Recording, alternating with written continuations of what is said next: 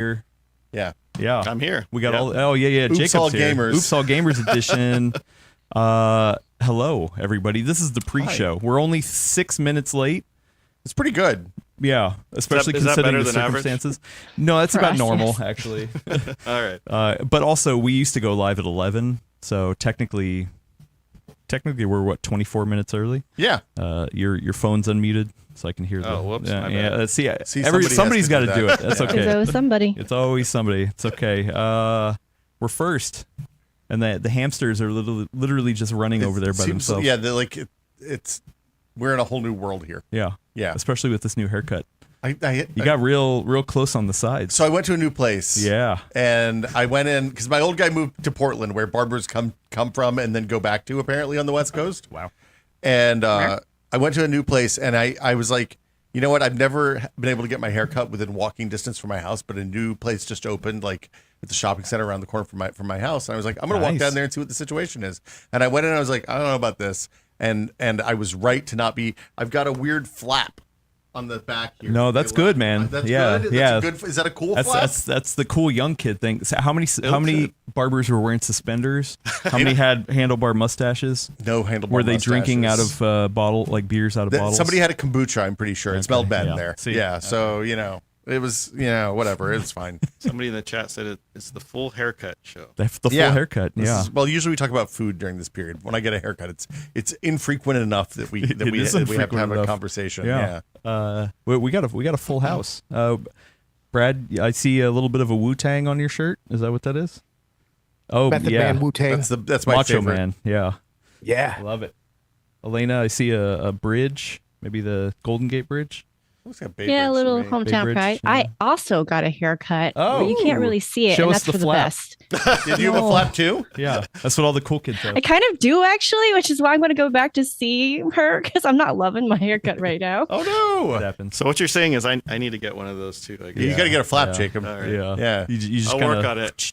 On the next Whip it around. next podcast, I'll make sure I have There that you go. on. Oh, you got the beard though, so that's good. Yeah. I'm halfway Continuing the there. tradition, yeah. I'm halfway there. My daughter, when I came back, she was like, "Wow, your hair is really high, Dad." And I was like, "Well, I got to get higher than Adam." So Yeah. yeah. You can't beat this. Can't beat this. Anyway, hello, welcome. This is the pre-show with the full nerd. We got a crazy one today. This is like crazy. many firsts wrapped up into one. Yeah. We're gonna have a live gameplay demo. Actually, we might have done that before. We're gonna have a commercial break. Yeah. But like one where we Dun, dun, actually dun, take dun, a break. Yeah. We don't have a producer. Excuse me, sir. I'm know. right here. Okay. I have the verticals and the horizontals. Yeah. Nobody's watching them. And the diagonals. We'll see how it Yeah. goes. And this is your first time on the stream. First time, on the yeah. show. Yeah. Really? It'll be Long fun. time viewer. How is that first possible? time. I know, first right? time attendee. Yeah. So happy to be here. I got my How liquid is that death. possible? Yes. Yeah. Good. From my personal stash, I should Okay. say. These are the special ones. Yeah. He was saving these ones. You don't want to Actually- know what he did to it. It's bad. There's a new Mountain Dew one that actually tastes pretty good. Wait, Mountain Dew liquid death. I mean, it's not actual Mountain. They call it MTN. Don't. You know, because Okay, they got to be okay. snarky about Right, it. You know, yeah. it's edgy. It's the hair flap. Okay, all right. When you get a hair flap, you start drinking Mountain or I'm Liquid Death. not. Look, that stuff tastes like. It tastes like water. It tastes like the water that's left when the ice melts after you have something that tasted good. That's only if you get the flavored ones. This one's just Straight water. It's that literally one's water. just water. Sparkling It's water. Sparkling Oh, okay. water. I like Yeah. fizzy Let's water. say, I might go in for There one of you go. those. Well, Is no, it the- cold at least? Yeah, that's cold. It's from my personal collection. That's Oh, just- pardon me. yeah. Jacob, he gets it. I usually bring perfect polars temperature. in because I respect the Northeast and the production of fancy waters there. But Yeah, fun times. Anyway, yeah, this is going to be a fun one. As long as it holds, the internet holds. That's all I care about. what do you want it to hold? Water, Okay. liquid death. Yeah. Very good. All right, cool. We start? Yeah, Agent Birdness has five on camera, 0 behind it. Perfect. That's the right That's ratio. how we like to do it. YOLO. Yeah. Yeah. Yeah, we're doing it live. Okay.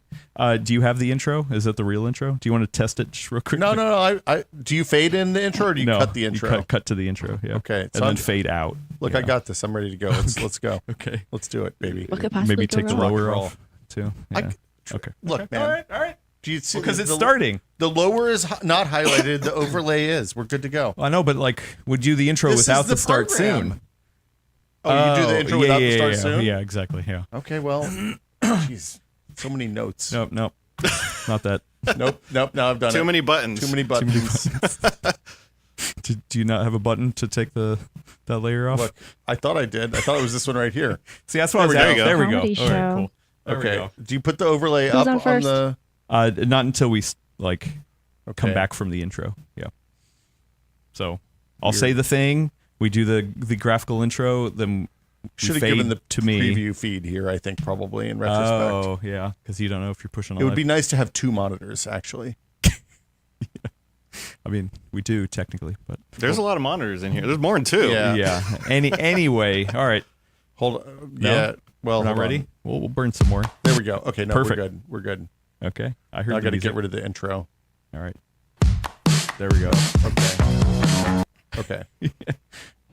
Perfect. All right. Yeah. There you go. That works. Sorry, I got Jacob. this. Sorry. Yeah. We're figuring this out as we go. Yeah. All right. You ready? Cut, then you fade. Cut then fade. Yeah. Got it. All right. Ready? All right. Here we Is that go. a haircut thing? Professionals. Yeah. Oh, flap. You got. Cut, You got. flap, Thanks, fade. Brad. I appreciate you. Yeah, that was very good. That is good. All right. Here we go. We got this. Always be testing the show. That's what we say. Yep. All right. Love it. Here we go. In this episode of The Full Nerd, we talk about GDC PC gaming announcements, and we got a special guest reviewing the MacBook for us.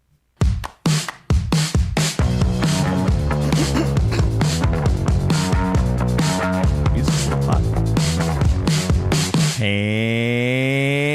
And welcome everyone to episode 389 of the Full Nerd Podcast. I wrote down some new notes because somebody in our chat or somebody in our comment section called us we offer level-headed opinions about PC building news. So I'm going to start going with that. I like appreciate that. level-headed. So yeah.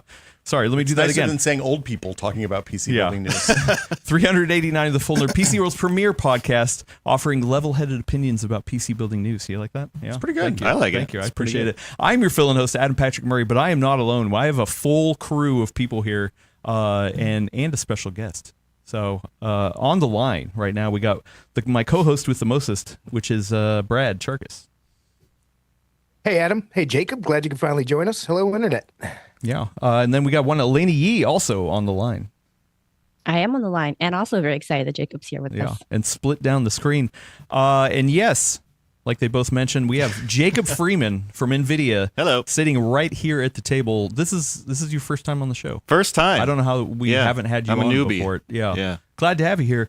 Also glad to have Will here, who is controlling the verticals and horizontals, I guess. Pray for us. Yeah, yeah. So far, it's going great. Yeah.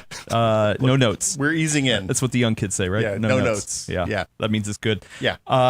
So we got announcements from GDC to talk about, obviously from Nvidia, more gaming news, but then later we're going to be joined by Roman Loyola from Macworld to talk about the new MacBook reviews up. But first, Jacob, if people don't know who you are, please inform the folks at home who is Jacob Freeman. Yes. in the deeper level. I am Jacob.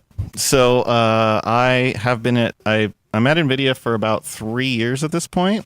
My title is GeForce Evangelist, but it actually is What a does that lot mean? of different things. Oh, That's okay. a very common question, but I work with the marketing teams, PR teams. So I work with a lot of the reviewers, guys like you. I tweet a lot, or X a lot, whatever it's called. These Whatever days. it is, yeah. Yeah, there's a lot of different things that I work on within the GeForce org. And I mean, you have a history in this. Yeah, business as so well. I've been in NVIDIA about 3 years, but I've been in the industry over 20 at this point. Previous That's to a long NVIDIA, time. I was at EVGA Yeah. for 17 years. Whew, that's a Wow. long Can you time. believe I'm that old? You know what? I don't think you beat this man. We're close to the same time. Wow. You thank you though Yeah. for calling me out. elder. I remember when Jacob started was fresh faced and new, and we were like, "Oh, there's these upstarts making video cards." And yeah, Wait, Yeah. so did you work together at Maximum PC? I think or? by the time you started, Mike Brown was covering video cards. For us at Okay, that point, yeah. probably, So but I don't like at remember. EVGA days, we did a lot of stuff. Obviously, like the reviews, but we did a lot of stuff with like the custom PCs that you did, and all, we did a lot of really cool stuff with Gordon and a lot of the other people at PCWorld. So Yeah. it's good. I'm times. actually shocked that you've never been on the show before. I could have swore that you have. Like Jacob and I have been talking for it's been over a a decade long at this time. point. Yeah. I joined EVJ in 2006. Wow. And the GPU at that time was Yep, 8800 yeah. GTX, I think. Yeah. Oh, I mean that was a good era. We talked last week about the GeForce 3. Why the GeForce 3 is a big deal, it turns out. Yeah. I think the 8800 was the first one that I didn't review actually from the time I started at You missed a Maximum banger PC. then. Yeah. No, I mean I had to hand it off because they put me in charge of the magazine, so I didn't have time to do video card reviews anymore. I don't know. I hear that. Yeah, Hey, Brad. yeah, Brad I feel your pain, Brad. But even prior to that, like I've been a PC gamer like my entire life. I had like GeForce 2s and GeForce 256, and I had a Voodoo 2 at one point, and yeah, I've been doing this a while. So Nice. Yeah. So I mean, you're here as a representative for Nvidia, but you're also just a gamer yourself. So I think there's stuff to talk about that from the announcements from Nvidia at GDC. I think there's some other just gaming related stuff that we can pontificate on. I mean, and if there's any questions, get them down in the chat. We'll try to integrate those as well. We have you for about an hour, so hopefully we can get to everything. But yeah, why don't you start off with some of the announcements that Nvidia so has at this GDC. year at GDC there was a couple announcements. We had new updates to RTX Remix. So Which just so people are caught up, that's tools for modders. Yes. So RTX Remix is a platform for modders to remaster classic games. And it works on, it's compatible with a lot of games in like the late 90s to early 2000, like 5-6 era. Was that intentional?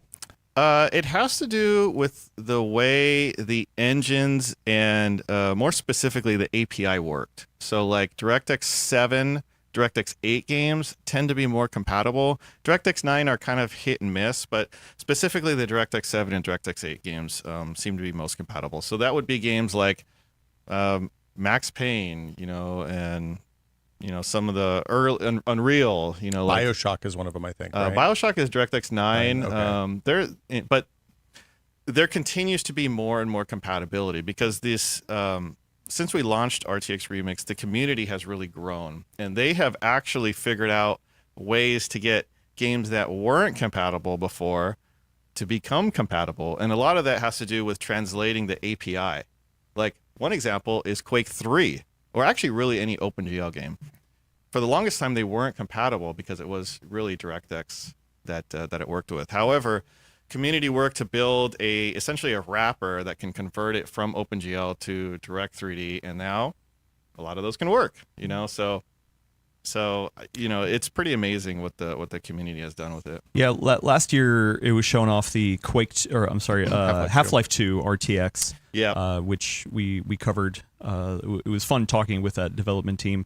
This year, there's a new game that might be near and dear to a lot of people's hearts, right? Yeah, so this year, and this one, Half-Life 2 is more like an official NVIDIA project. I mean, we worked with a third-party studio, but, a lot of our team is working on that one.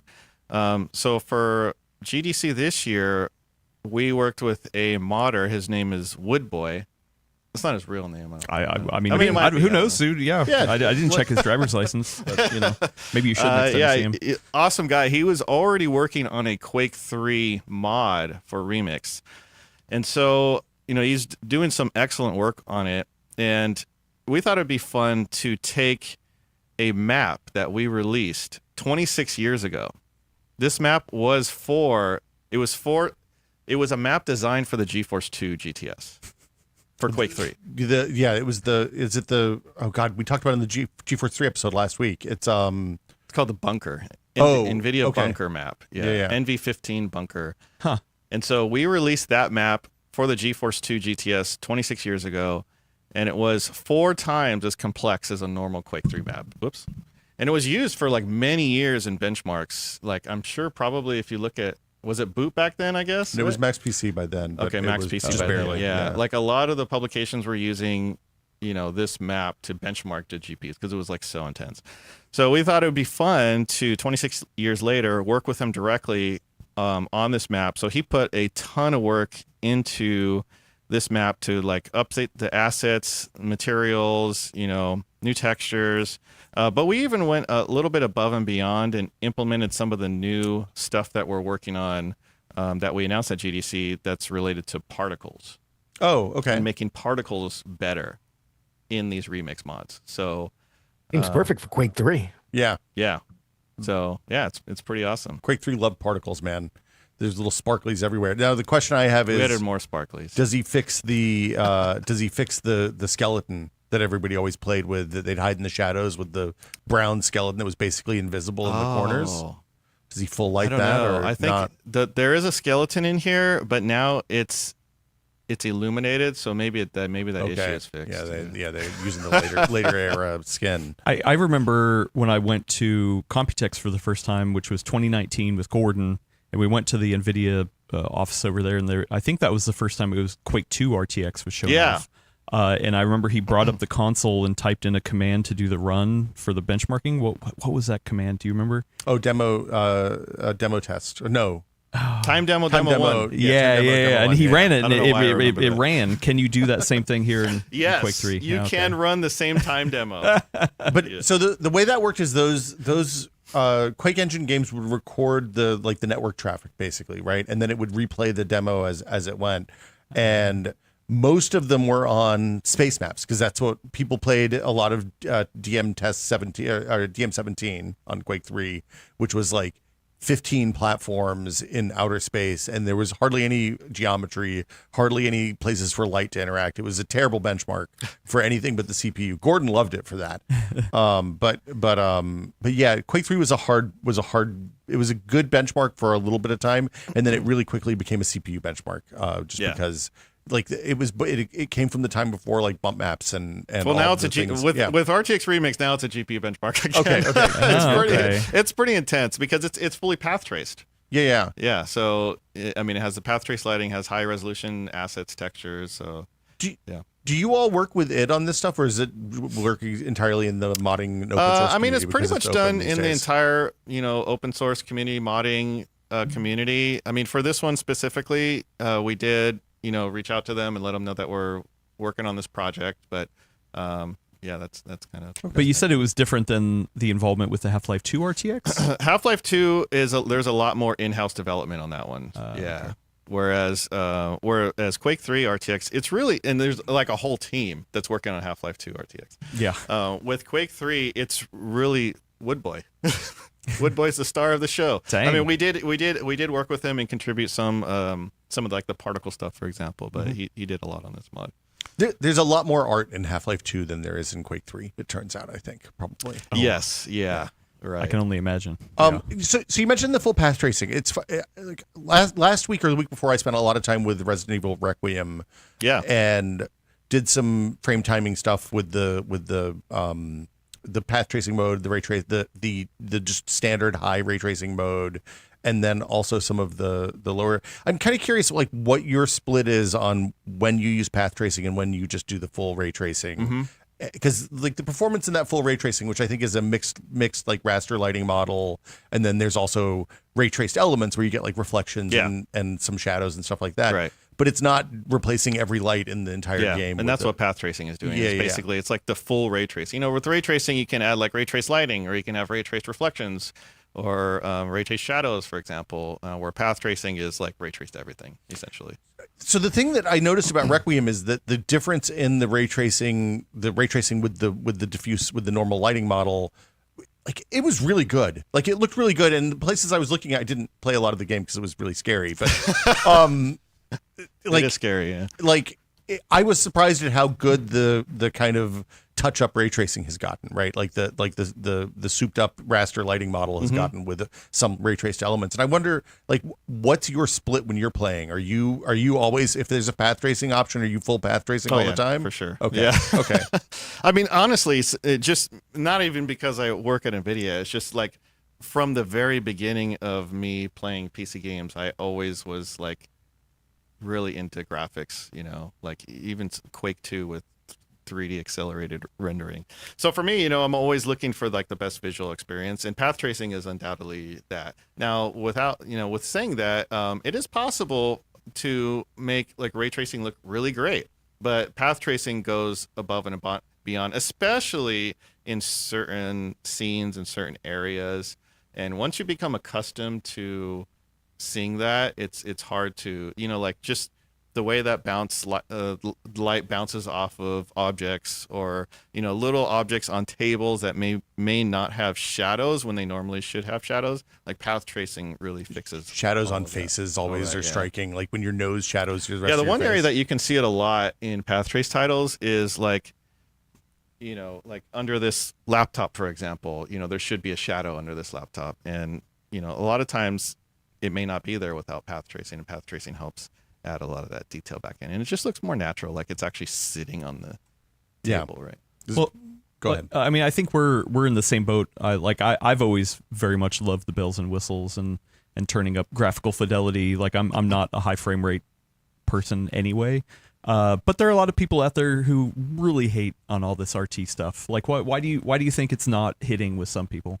Well, I mean, it's performance intensive, right? And so for people who want the absolute highest performance, maybe they don't want to use path tracing or ray tracing. But that's the great thing about PC gaming, is that you have the option, for guys like me or for you, like we love the visual fidelity with path tracing. But, some people, they may prefer a higher frame rate. Yeah, I mean, it is path tracing is intense. I mean, basically 5, 6, 7 years ago, it was essentially not possible to do it at 60 FPS. You couldn't do it. And now, especially with DLSS, it's possible. It's interesting to me because the other thing that's interesting about path tracing is it shifts the bottlenecks into places that they haven't been before. So instead of seeing bottlenecks around like memory bandwidth or shader, it's just, hey, how fast can those rays create the lights in the scene? And it means that your stutter is in completely different places than it is in a traditional raster pipeline, which is like, anytime that kind of stuff changes, it feels a little bit weird. It's kind of like when you play on a cloud streamed game, whether it's locally streamed or on something like GeForce Now or xCloud or whatever, where the latency kind of shifts from render lag to input lag to the render farm and then back, and then you're talking about shifting from local render lag to native network lag. So, well, and obviously a lot of this is surrounding the talk of VRAM limits and things like that. There is a new technology that you're showing off at GDC that helps lower VRAM usage, especially for path tracing. Yeah. It's called, why don't you tell us more Mega about that? Geometry. Yeah. So Mega Geometry, we actually it was actually released in a game. Was it last year? Alan Wake 2. Mm-hmm. I think it was last year. Added Mega Geometry to the game, and Mega Geometry is just a way to optimize path tracing. It can deliver better performance and have the same visual impact and lower memory usage. So that was and they used it basically the way that they implemented, because the visual effect is the same. It's just on all the time. It's they use that for the trees, right? Specifically when you're in the far segments of the game. I think it was more than that too. Yeah, I think that was one of the main it's spots, more than that. But yeah, they essentially use it as an optimization method, so it's basically on. So at GDC, we announced an update to Mega Geometry specifically targeted towards outdoor environments. And there is a pretty big game coming that has outdoor environments, and it's called, well, I assume it has outdoor environments. I mean, it'd be weird if it didn't. And it's called The Witcher 4. And Witcher 4 will use this tech. And basically, this tech will accelerate outdoor environments, foliage, that kind of stuff, to bring better performance so they can achieve higher visual fidelity. Well, correct me if I'm wrong, but the Alan Wake 2 Mega Geometry came after release. Yes. Right? It was added in a patch. Okay. Right? And then this is being built with The Witcher 4 pre-release. Do you know if it will come out at release? I don't know for certain. Obviously, the game's not released yet, but I would assume probably. And what does that integration look like with that team to help get this tech going? Yeah, well, we have a bunch of dev techs all over the world who work with game developers to implement these new technologies, find ways to better optimize tech, improve performance, improve visual fidelity.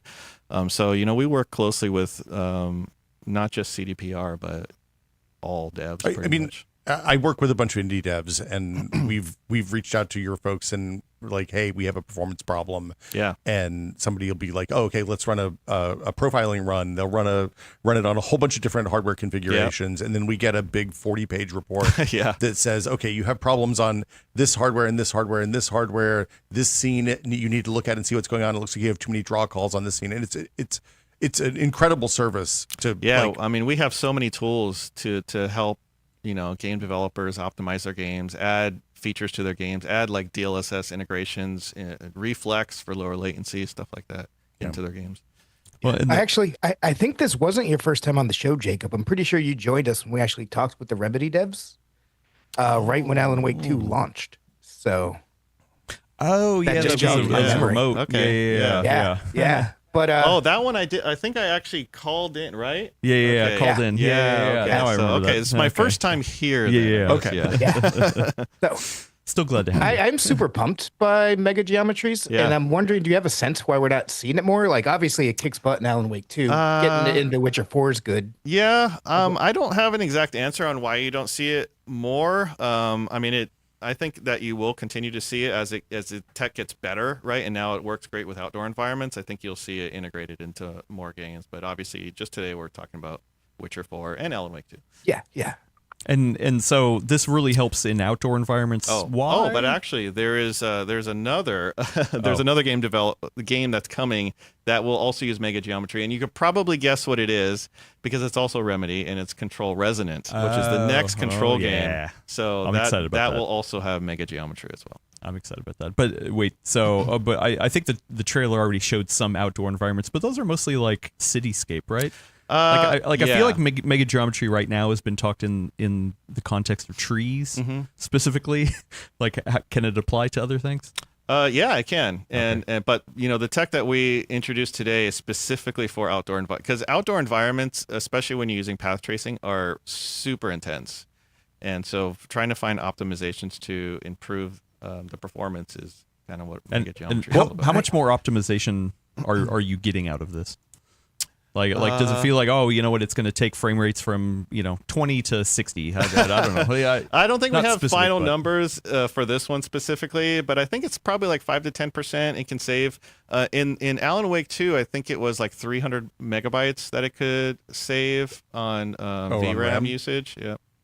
What's the difference in the Mega Geometry way versus the traditional way that like a forest or that kind of scene would be rendered? Yeah, this is kind of above my expertise level, but it has to do with clustering triangles and optimizing how the triangles are clustered.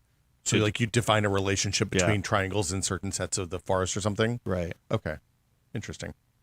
If I actually watched the stream that was on earlier, GeForce On, and the visuals you guys had on the screen during that actually. There's a trailer. There's a trailer of it's kind of funny because we were talking about GeForce 3 right recently, and I was running all these old benchmarks. So I was running 3D Mark 2001, and like in 3D Mark 2001, there's this nature scene, and so I'm that's kind of like in the back of my mind, and then so when I saw that trailer, it's like mind-blowing how far we have come in 25 years. Well, I was gonna say the trailer from The Witcher, the forest scene from The Witcher 4 that popped up in the GeForce On video this morning, it looks like a Bryce 3D scene that would have taken like 15 hours to render in 2003, right? Yeah. For people who aren't 100 years old, Bryce was this tool that you could say, okay, I'm carving a valley, and then you place a bunch of trees around, and then you hit the button and just walk away from your computer for a day and a half. And it makes the fan spin for a really, really long time.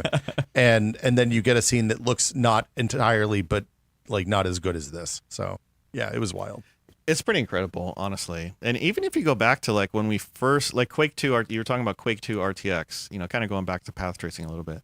Quake 2 RTX was amazing at the time because it was path traced, right? And that was like one of the first examples. I mean, there was some like mods and stuff before, but Quake 2 was like pretty amazing. But actually, when you look at like even like these RTX mods, like the Quake 3 one, I mean, it's pretty basic, and that was not that long ago. And a lot of it is the improvements in like DLSS, which have been able, like Quake 2 RTX was basically Quake 2 game with path tracing. All the assets were still like kind of old looking, but now we can achieve even much higher visual fidelity, add new textures, models, path trace. I mean, in a full game like Cyberpunk, Alan Wake 2. So I saw the RTX remix demo at CES where they were showing off all the, like, you can change things in the environment now. yeah, so And it was actually quite powerful. yeah, we've continued to add more and more features to RTX Remix, and the one that we announced at CES was called Remix Logic. And Remix Logic is another tool for modders. So Remix Logic, what it can do is if something happens in the game, let's say a door opens, the modder can tie that event to a graphical effect. So like they can make it so when the door opens, it changes to nighttime, or really there's like pretty much no limit. And so developers have kind of been experimenting, or the modders have been experimenting with using that in pretty fun and unique ways. In fact, the Quake 3 demo has it as well. And in Quake 3, what it does is if you pick up the quad damage, it does a full screen effect, which wasn't in the original game.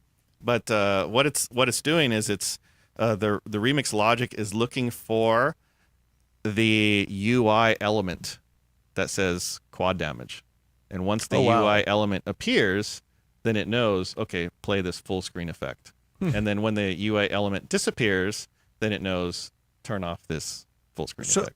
Because the remix stuff runs on the render layer only. There's no access to the game, to like the game logic underlying, right? Yeah. I mean, basically the game is running underneath it. Yeah. It's like just on top of it. You're just grabbing calls from the graphics pipeline and replacing them with your own. Right. It's wild.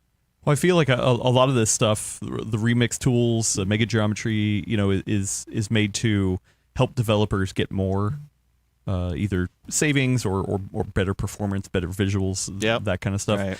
I mean, there's obviously a lot of talk around AI tools, taking jobs away or things like that. Do you feel like this kind of stuff is just how would you position these kind of tools related to the AI stuff? Well, I mean, in this case, because I think what you're talking is like more generative stuff, but in the case that we're showing today, it's all about performance optimizing, right? So like DLSS is just not rendering all the pixels, but still delivering essentially equal or better image quality than if you were to draw all the pixels. I mean, the argument would be like, oh, you're adding on all this stuff, so you need to have upscaling, and the devs are getting lazy. Yeah, I know. I see that. I see that sentiment a lot, but it's quite interesting to me because when you talk to developers, their position on it is very different than that. Their position is that because of these tools, they're able to achieve a higher visual fidelity, like path tracing. Path tracing would not be possible without you just can't do it without DLSS. Well, I mean, even it's the difference between taking a game that's like a 30 hertz game on a console and making it a 60 or 120 hertz game on PC with the appropriate hardware. That's what all the AI upscaling and the AI frame gen and stuff give us, which is quite nice. like it's just not. It's not like it's not. It wouldn't be possible otherwise on the hardware that you're talking about. That's essentially that's what I'm saying is like all the especially the visual effects that we're talking about today, like path tracing, all this stuff. I mean, you can't do it without DLSS, and so DLSS is a tool for them to achieve higher visual fidelity. Yeah, I think it's hard because it gets wrapped up in a whole AI discussion. Like, yes, you're right. Some of it is the generative versus upscaling and other technologies like that, but a lot of people are just so anti-AI in general. It's like, how do you reach those people? Well, I think that it's important for us to be able to show like actual real good use cases for it, and I think DLSS is like a perfect use case for it. I mean, if you I know you guys talked about that computer-based poll, right? Where most people actually preferred it on it. But that also mirrored something similar that we did at PDX. Have you heard of PDX Land? Yeah, so PDX LAN is a LAN party in Portland, Oregon. There's one in April, actually. I'll be there as well. And we just did a poll recently, just for fun, at the most recent one. And we had 2 videos of Cyberpunk playing side by side. And one was DLSS off and one was on. But they were both the same frame rate. They were both 60 FPS. And we just polled the users to see like which one they preferred image quality. And 85% chose the DLSS on, actually. So like not only did they think it looked better, but it actually obviously performed was much better as well. But like I said, it's DLSS is an optional feature. You don't have to run it. I mean, except for path tracing, you're saying for path tracing you kind of need it. For path tracing, obviously you need to have it. Yeah. I mean, I think I saw 30 Even in Minecraft. I wait, is Minecraft path trace now too? Well, there was a mod, the for it, RTX yeah. mod, right? Yeah. I mean, we're getting to the point now on the really high-end hardware where you can get a real solid 30 frames a second path traced on a lot of games at 4K. Yeah, I think you could definitely get like 30, probably 30 without DLSS. Smooth 30. Well, I'm wondering if is there more things like mega geometry that can help get to a point where maybe path tracing doesn't need any sort of upscaling? That's impossible to say. I don't know. I mean, we're always going to try to find more ways to optimize the tech, obviously. Like mega geometry is one of them, for example. But yeah, it's impossible to say because, I mean, the visuals are also getting better all the time. And, like I said, developers are going to try to find ways to use all of the power that's available to them to be able to deliver their vision, right? And so... As an Nvidia representative, do you think the consoles are holding PC gaming back? Because I mean, none of the console. I mean, I guess the Switch 2 has Nvidia hardware in there, but it does, and DLSS too. Yeah, right. So do you feel like it's holding some of that stuff back? Because the AMD stuff is, I mean, especially the Xbox and the PS5, it can produce some ray tracing stuff, but it's not on par with what we can get on. I don't know. PC. That's a good question for a developer. I don't think so because we have such. I mean, if you look at some of the titles that we have, like Resident Evil, for example, I mean that's using all of the horsepower you have when you turn on path tracing. So I don't know. I don't know. I don't think so. Okay. It really did heat up the room, I gotta say. Like I could feel all 1,200 watts coming out of the wall in my office in about. But I think, 20 but what minutes. you'll see with Resident Evil is like the delta between a high-end PC and a console is going to be very different. The visual quality is going to be very different. Yeah. I mean, it is cool that it can scale all the way down to Switch 2, or even runs on the Windows-based handhelds fairly well too. But it's definitely a different experience. And that's I mean, not only Resident Evil, but a lot of games are pretty scalable. Like Resident Evil, obviously, if you can crank it up and it looks phenomenal, one of the best-looking games today. But it's also pretty scalable. Like you don't have to have the highest end GPU to enjoy the game. It works great on mid-level graphics cards also. Yeah. I mean, are you excited about where gaming is heading? Yes. Yeah? Very much. And not just because I work in NVIDIA. But is the temperature over NVIDIA that in gaming is still an important part and things are moving forward? Oh, yeah. I mean, I can tell you. I mean, I always find it interesting, kind of like that sentiment. NVIDIA doesn't care about gamers. Like, I see it too. But, like, that's all I do. And, like, there's a huge team at NVIDIA that is all they do is work on gaming all day long, trying to come up with new tech to improve games, improve the visual fidelity, improve performance, and I mean there's been a lot of innovation in the last 5 years, I would say specifically. Like I was saying earlier, like if you had told somebody that you could run a path trace game at 60 plus FPS, 100 FPS, like 6, 7, 8 years ago, I mean, they would have thought you're crazy. It's like, oh yeah. I mean, it's like almost insane to like say that, but today here we are, and it's certainly possible. Well, I was thinking back recently, 4 or 5 years about 4K gaming. Actually, 5 years ago, 4K gaming, you were lucky to get 60 frames per second. Mm-hmm. Like you were shooting for the high end to get 30 frames a second. And these days, because of DLSS especially, like frame rates are getting ridiculous even at 4K. Like, I'm really excited. You guys announced that dynamic multi-frame generation is coming out on March 31st. Yeah. So so talking about more about DLSS. So at CES we announced DLSS 4.5, and 4.5 brought two things. It brought a second generation transformer model, and that's image quality. So it brought better image quality.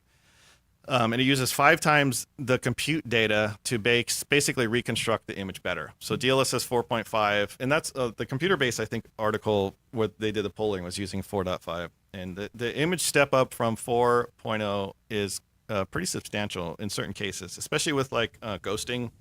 And particles, funnily enough.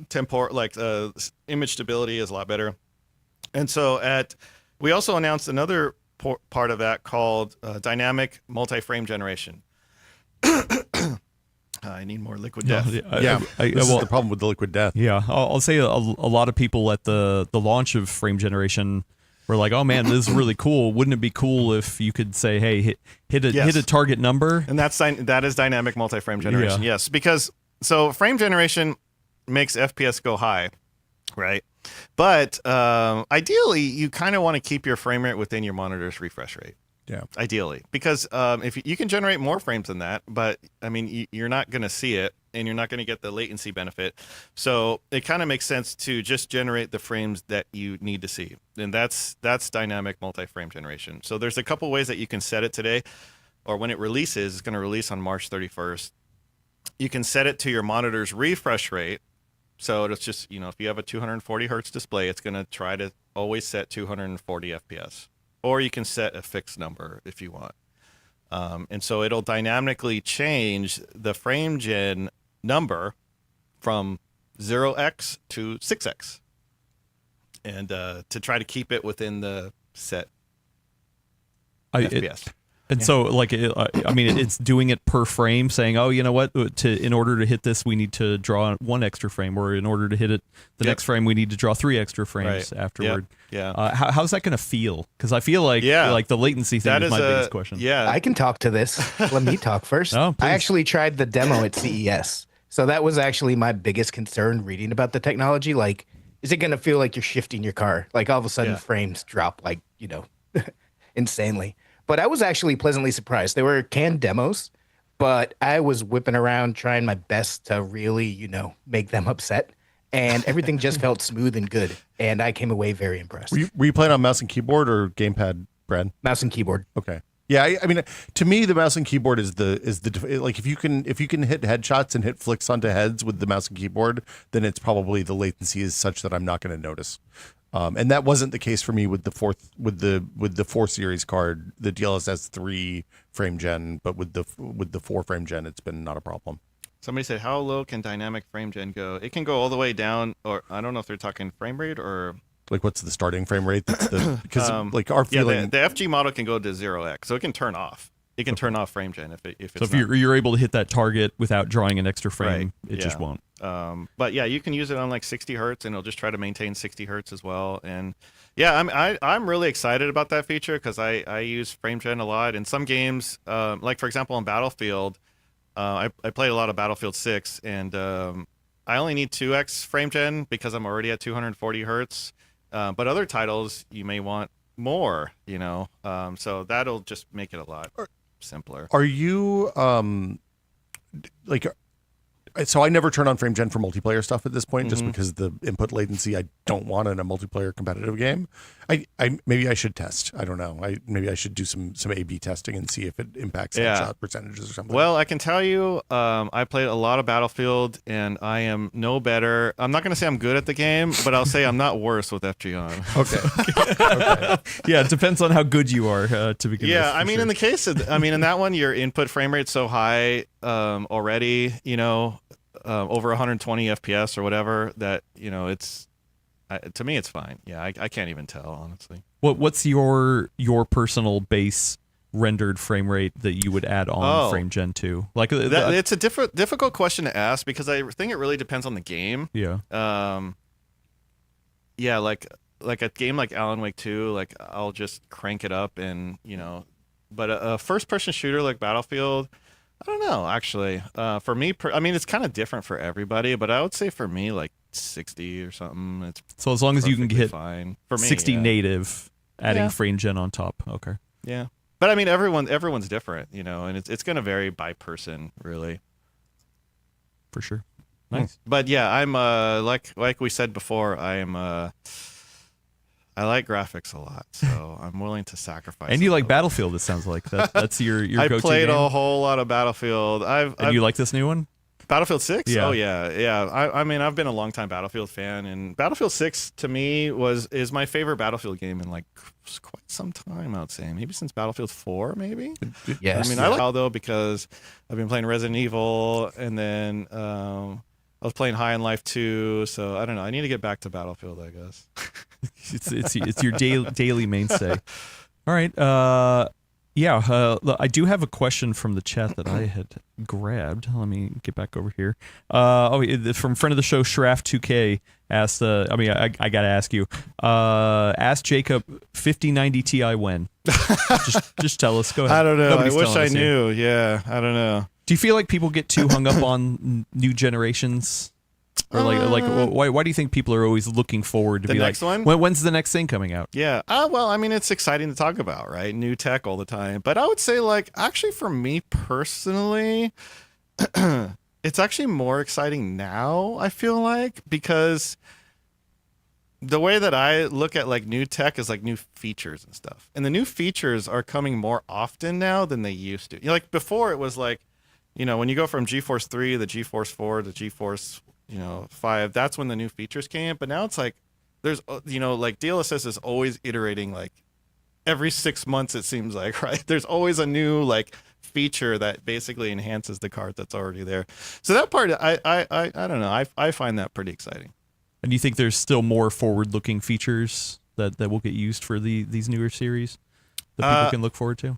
Well, you mean like DLSS? Yeah. I mean, there will always be the DLSS is always evolving, improving. Yeah, so you're definitely not at the end of the road for DLSS with 4.0. I mean, there's a lot that can still be done. Yeah. Yeah. Nice. Brad, you got any other questions for Jacob? Nothing pressing. I totally agree with Jacob, actually. Like, it feels like this decade so far, since the pandemic, has kind of slowed down on the hardware front. But Yeah. I agree. I'm super pumped about the features. Like, everything we're talking about here, DLSS 4.5, mega geometry, dynamic frame gen, like, all of that stuff was not possible 5 years ago.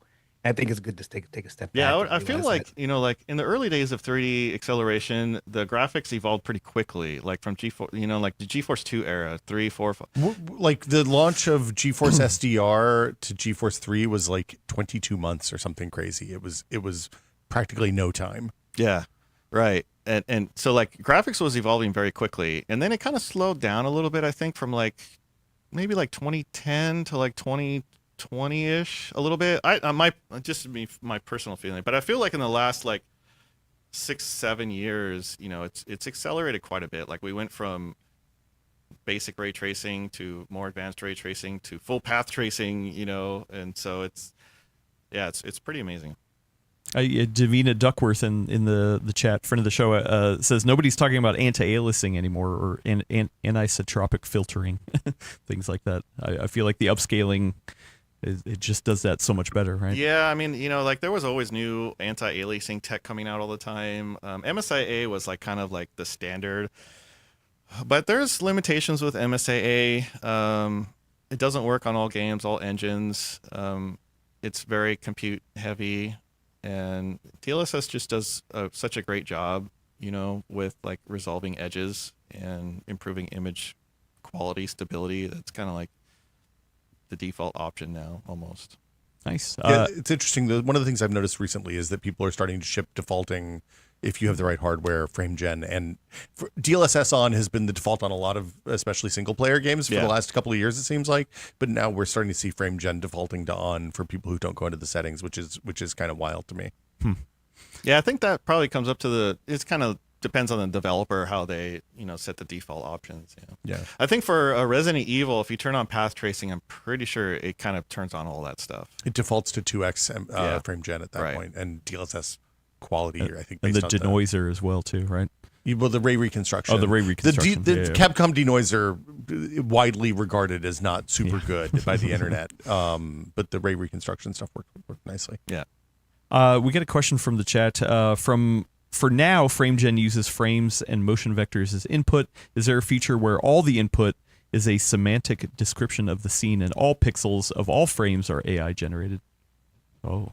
All pixels are AI generated? Yeah, I mean, all you pixels definitely and need, all frames. You need some reference data, of course, right? I don't know.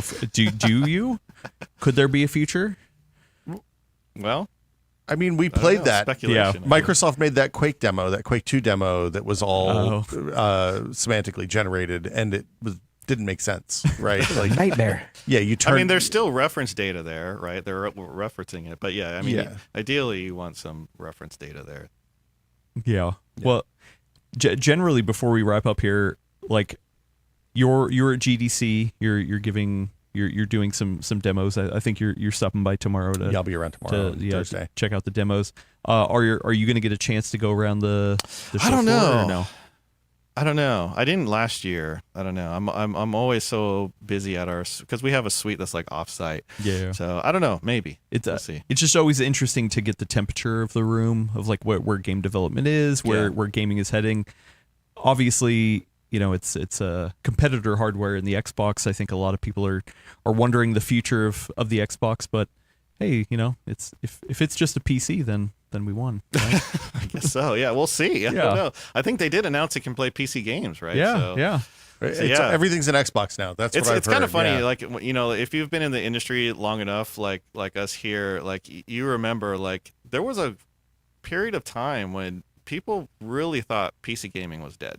I mean, completely dead. Going back and looking at the 2001, the coverage of the GeForce 3 launch, it was, hey man, PC gaming's in a bad place, but this card seems nice.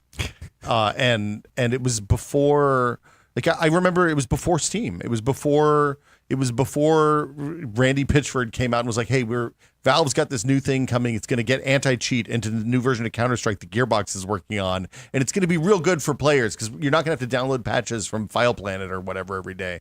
And it was, hey, there's a marketplace where you can buy these games easily and you don't have to go to Walmart to buy a disc with something on it. Kind of changed how the entire industry worked. So in fact, I mean, I would say PC gaming right now is probably the best that it's ever been. I mean, if you go back and you look, I mean, first of all, like there were a lot at like early 2000s to like maybe 2010, a lot of games didn't even come out on PC, Yeah. And now it's like more rare that you don't see a game that's on PC. Obviously, like Nintendo, but I'm talking like console games. Like most of them weren't on PC at all, and if they made it to PC, maybe they didn't have all the features that you wanted. And now, like, I mean, the if you want to call it console ports or whatever, I mean, the experience is really great on PC. Like, look at Resident Evil. I mean, look at all of these titles that are also on consoles. I mean, it's a really great experience on PC. I mean, I got into following PC gaming and Gordon and you guys at Max PC around the era of Games for Windows Live. Remember that initiative? And everyone was just like, look, everybody that worked out. Everybody makes fun of Games for Windows Live, but we do have that to thank for the unified controller interface for the Xbox 360 controller becoming the de facto standard. Because before then, you had to get your gamepad, you had to go in the settings, and you'd be like, okay, which button is going to be jump, and which one's going to be reload, and which one's going to be crouch. And Microsoft, with all the problems with Games for Windows Live, actually fixed that problem. I mean, the other thing that makes PC gaming great today is, if you remember, like way back, when you went from like GeForce 2 to GeForce 3, I mean, the old GPUs were like basically extinct. Yeah, they literally couldn't run games. But now, like, that's pretty much unheard of. I mean, even like the 20 series is getting DLSS and still plays games great. And that's been a shift, I would say, in the last 20 years. So we talked about this on the Tech Pod a little bit last week, but in the old days, you all would have a team that built demos that were designed to kind of showcase new features. And it seems like that's kind of fallen out of vogue in the last decade or so. And I'm curious, what's the shift? Are there still people doing that kind of work and it just doesn't happen? It's Half-Life 2 RTX. Okay. The shit, the demos are now just basically integrated into games like Half-Life 2, RTX Portal, RTX also, and that's kind of where we'll build in a lot of the demos. But we also had like Zora, for example, which was a demo that was shown off with the during the CES keynote last year. And do you have people embedded at like Remedy and places like that? And I'm blanking on the Witcher folks. CDPR. Thank you. I knew it was an acronym, but I couldn't remember what it was. But yeah, do you have people embedded with them too that are doing like helping them bring in new features, or is that just something that they're? No, we have a team all over the world that works really closely with all the game developers in getting features like mega geometry into games and path tracing and because like one of the things that's different now versus the old fix function days is that it's not like you can just add a couple of lines of code and all of a sudden there's God rays coming down within it's the more lights. Complicated now for sure. It has to start at the start of the pipeline years in advance. Yeah, but in a way, path tracing actually kind of simplifies lighting for developers a bit, as opposed to like baking all the lighting in. Well, I mean, it changes the iteration loops if they have the hardware to test with the lighting on. But I mean, at the end of the day, if they're shipping on consoles, they're still going to have to bake lighting for pretty much everything. Yes. So, I mean, wasn't it the new Doom? I'm blanking on the name. Doom Dark Ages. Yeah, where they were like, hey, we had to do this with path tracing because any time that we would make a change, we'd have to bake all that lighting, and it just wouldn't have made sense. That's every game ever, just to be clear. Yeah. Like if you change something that's a static object, then in order for the shadows to look right, you have to rebake the lighting. And actually, there was a talk with the id developer about why they embraced ray tracing. Basically, Doom: The Dark Ages and Indiana Jones, same engine, use ray tracing as a minimum, and that is because a couple of reasons. But one of the interesting one was that they said it saved a tremendous amount of storage space when you install the game. Because you don't have enormous light maps. Yeah. And I can't remember the exact figure, but it was like a huge amount of storage because of the size of the game that would need to be installed on your PC. Are they still on a variant of the Rage stuff, the Mega Texture with those games? It's like I don't know. Whatever. I'm not sure if they're using Mega Texture anymore. Yeah. Maybe. Anyway. But yeah, I mean that's one, and the other one was that Doom: The Dark Ages has a lot of physics objects in the game which are moving, which are benefits from ray tracing as well. The lighting looks more correct. Yeah. We got a couple more questions for you, Jacob, and then we'll take a little break. Somebody, I'm gonna have to get back to it because it scrolled too quick. But we just got one in from Shraff2K. Can we ask Jacob about the GeForce Experience name being an inside joke from Nvidia devs referencing the GF Experience? I have never heard that one. Yeah. I don't know. I can tell you that GeForce Experience is dead now. It doesn't exist anymore. It was replaced with Nvidia App, but Nvidia App it's a lot better. It has way more features. It's lightweight. You don't have to log in to use it.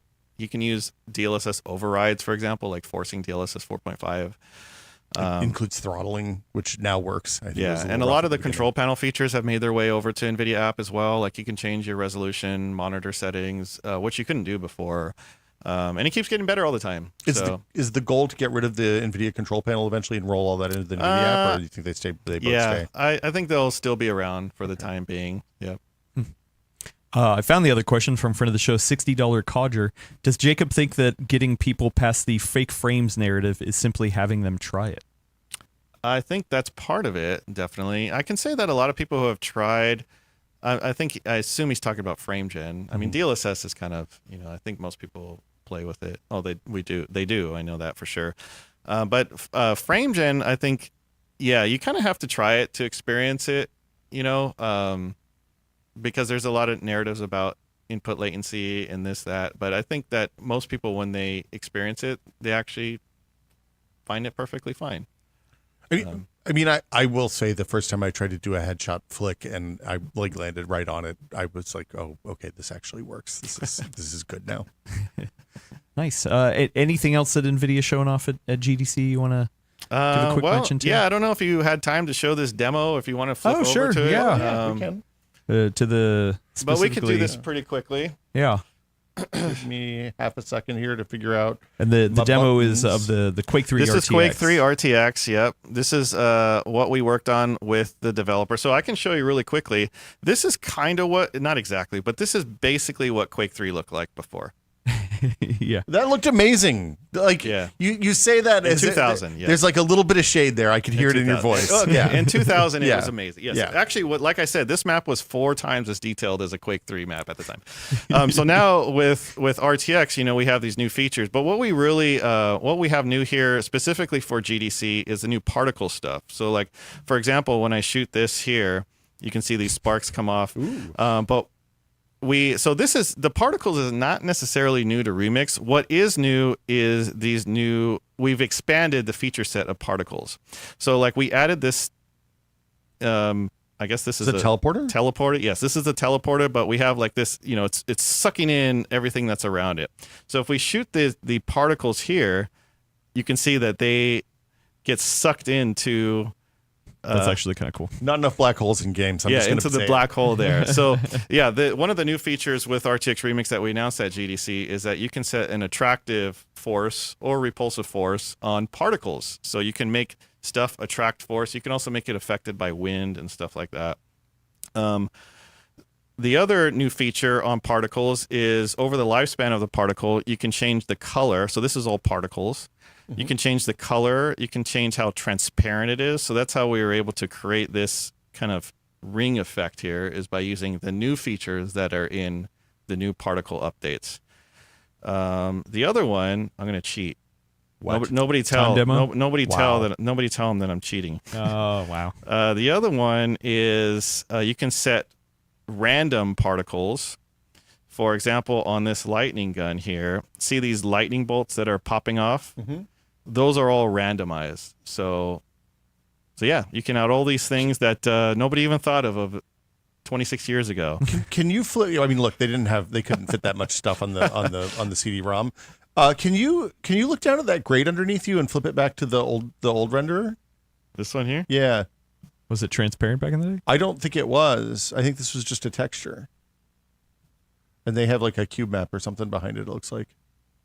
Oh no, it was transparent there is before. something in That's there, a yeah. boatload of. Oh, it's a transparent. It's actually a transparent. It looks like a sprite in the old version rather than actually. Yeah, that's neat. And yeah, this is kind of cool. I mean, this is the map. This is the map that we released 26 years ago. And there's kind of like some cool stuff, like these little Nvidia logo or Nvidia GPUs that are going across this conveyor belt here. Wait, what GPU was it at the time? GeForce say? 2 GeForce Ultra. 2. Yeah. Oh, okay. Yeah. I guess I'll show you one more thing, and that's Remix Logic. So we announced this at CES, and with Remix Logic, what it can do is when you pick, like I said, when there's an in-game element, you can change the full screen effect, or you can really do anything. There's so many possibilities. But for here, when you pick up the quad damage, see it has this vignette effect. And like I said before, what Remix is looking for, it's kind of blocked, but on the lower right-hand corner, there's this little quad damage logo. So the Remix logic is like, okay, when it's kind of like an if then that sort of program. So it's able to detect that the quad damage has been picked up, and then it'll play this. It'll show this full screen effect, and then when the quad damage expires, then it'll go away. I was thinking this was the Quake 3 Quaver map, which was another one of those Quaver. intense benchmarks, Okay. benchmark levels somebody made. Yeah, this is wild. This is a blast from the past. Do you know how long it took to create this particular demo? Yes, he's been working on this since CES, basically. Oh, really? Yeah. Okay. And a lot of it is a new ass. I'm trying to remember the number. I think so. It's not only this map. So the mod came out today, actually, and it's not only this map. There's 15 maps total that have been remastered, and there's something like 3,000 assets, I think, that have been replaced, and that's like textures and models and stuff like that. Nice. All right. Sweet. Yeah. Anything else before we let you go, or? Yeah, there's some other stuff as well, but I mean, if anyone wants to learn about that, you can check it all out on GeForce.com or wherever, maybe PCWorld. Yeah. So Yeah. Well, and you do some videos still, right? Yep, Over on I is do. it the garage? that they so appear, or yeah, where- so where- we did a video. So we've had this video series called GeForce On, and we started it at Gamescom. And the idea is it's a live stream. It's a video, but it's presented live, showcasing all the new announcements. So yeah, you can check that out. It's on the GeForce YouTube channel, and I'm in it, and so is Fatality. Do you remember Fatality? I played Quake 2 against Fatality yeah, one time. yeah, It was he's in the video, humiliating. too. Yeah. Is this the new way going forward that gamers can get their information? Because usually Jensen has his own keynote at like a CES or a Computex. Yeah, but I think you'll continue to see GeForce Now as one platform, not the only platform, but one platform to deliver GeForce news. And GeForce and the GeForce On presentation is all about gaming. I mean, as somebody who watches a lot of these keynotes and has to sit and talk over them, I really appreciated a tight 30-minute presentation at CES. I think Elena was a fan too, where you just talked about games and consumer stuff, and there were like you know what, AI stuff's great, whatever, I don't care. It was lovely to have 30 minutes where it was just, here's some cool game stuff that we have to show. Yeah, that's the idea, right? Is obviously, like I said before, we have a huge team that works on literally only games and gaming stuff, myself included. And so, you know, we're pretty excited to be able to talk about it. And this is a place for us to showcase what we're working on. Is most of that team down here in Santa Clara? That kind of all over the, all over the okay. world, really, especially the ones that work with game developers in, you know, every country. But yeah, a lot of them are here in Santa Clara. But you're not based in Santa Clara. Technically not based in Santa Clara, but I am here all the time. In fact, I was here in Santa Clara, I think, like at least 5 times in the last 3 weeks. So, wow. Okay. Busy. Are you going to be around for GTC as well, or no? Yes, I likely will be around for GTC as well. What kind of game stuff's happening next over week? there? Well, we have to wait and see. I don't know. Will there be a GeForce On presentation? Not a GeForce On presentation, Okay. but there might be some fun stuff. So we'll have to see. Okay, nice, sweet. Well, thank you for stopping by. I appreciate it. Where can people find this GeForce On stuff? Oh, it's on the GeForce YouTube channel, and that's where you can find GeForce On. And also, I post all the time on Twitter or X at GeForce_Jacob F. So you can find me there as well. Nice, awesome. All right, well, cool. Thank you, Jacob. We're gonna do something new. We're gonna pause for an ad break. We're gonna switch to a behind the scenes cam. To allow Jacob to come out, and he's gonna take this awesome 5090 laptop away, and we're gonna replace it with a MacBook. It's a downgrade for sure. Yeah. But can it play Quake 3 RTX? I don't know. We'll have to ask Roman. That was the first platform for Quake. Was the Mac? Remember Really? Quake 3? Yeah. Carmack brought it out and was like, "Hey, if you want to play the test, you got to get a Mac, baby." Yeah. Dang it. It's a dark time for PC gaming. That blew up on me then. Yeah. All right, cool. Thanks, Jacob. We're going to pause for the live stream, and we'll be back, let's say, It's an ad break 5 minutes. too, right? Yeah, ad break for the not live people. But yeah. Thanks, everybody. Thank you. Yeah, well, okay. Okay. Yeah, that's fine. You get the cuts. Wait, but the audio is still live, right? Thanks, Jacob. Nice seeing you, man. It might be. I can go turn that off. Yeah, let's mute the audio before we forget. You can do it at the board, too. I'm going to walk away for these 5 minutes, Elena. Yeah, for sure, man.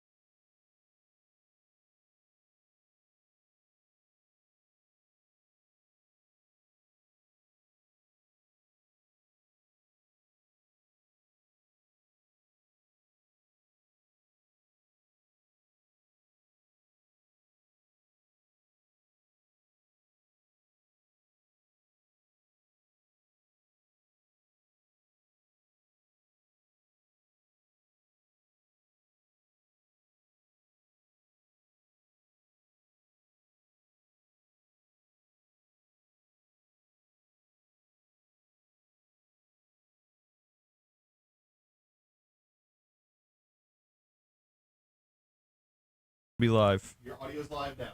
All right. Maybe. So they get to see. I'm looking at the feed. Is Uh-huh. Brad cut off? Nope. I mean, he was. No, like. Okay, I can't see He it was, now but because I he can only moved. tell from the stream. Yeah. Oh, okay, got it. Yeah. Yeah. He's good now. All right. Do they hear us? We ready?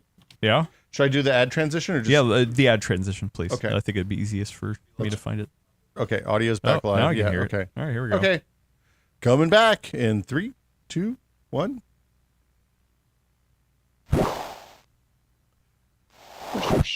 Wow, and we're back. I mean that was crazy. It says new MacBooks under there. Yeah, look at that. Yeah. we did it the full nerd first for you people here live. We took like a 5-minute break, and we've never done that before. No. I should have went to the bathroom. That's what you usually. You can just do. go now if you want to. You have Yeah. permission. All right, too Well, late. not think it's that here literally. You'd have to get up and Yeah. go. I mean, look, man, it's under the desk. It Literally doesn't count. We're all right friends somewhere here. behind Adam. Yeah. Like I'm hiding right behind him. I think. I need to scoot Elena's, over. yeah. Elena, you need to scooch into the other side of your frame. Wait, no. I don't know if Zoom- my camera will go that way, but No, Zoom. Zoom reframed everything. Yeah, I don't Zoom know what's going on. reframed stuff. Zoom That messed is up. weird. All Because they right. got up, and I think Zoom got confused. Do you I'm want gonna me to turn go- off my camera and turn it back on. Okay. Yeah, why don't you try that? Anyway, Jacob has left the building, and now there we go. Elena's back. Oh, Elena's back Correct. in the right spot. Okay. Thanks, Zoom. And we're back with one Roman Loyola from Macworld. He's Yes. the producer of Macworld podcast. You usually actually record that at the same time we're recording Full Nerd, but not live. Not live, and we just finished like 10 minutes ago. So I got to go to the bathroom. Oh, that's Oh, good. good. That's Okay, smart. Good. So I'm that's smart. For people who don't know, who is Roman Loyola? I am a senior editor with Macworld.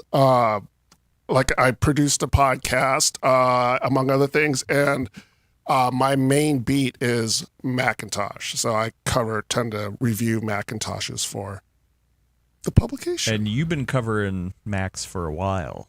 Yes, I've been. Yeah, that's, Like you go it's been back a long to time. the day. Yeah. Yes, It's been a long road. I will remember how long. The it Day of is. Veterans Yeah, gathering. yeah, this gray beard. what was your first You Mac? earned it. Oh, my first Mac. Personally, and then the first Mac you covered. So the professionally. first Mac I ever owned is a Macintosh SE, but the first one I used was, shoot, what model was it? The one with the 2 floppy drives. It was in my high school. So yeah. Oh, like an Apple II? No, not an Apple II. Oh. So it was a Mac. Like a Mac, Just like a color Mac or one of 512 those? No, Okay. it was before the SE. Okay.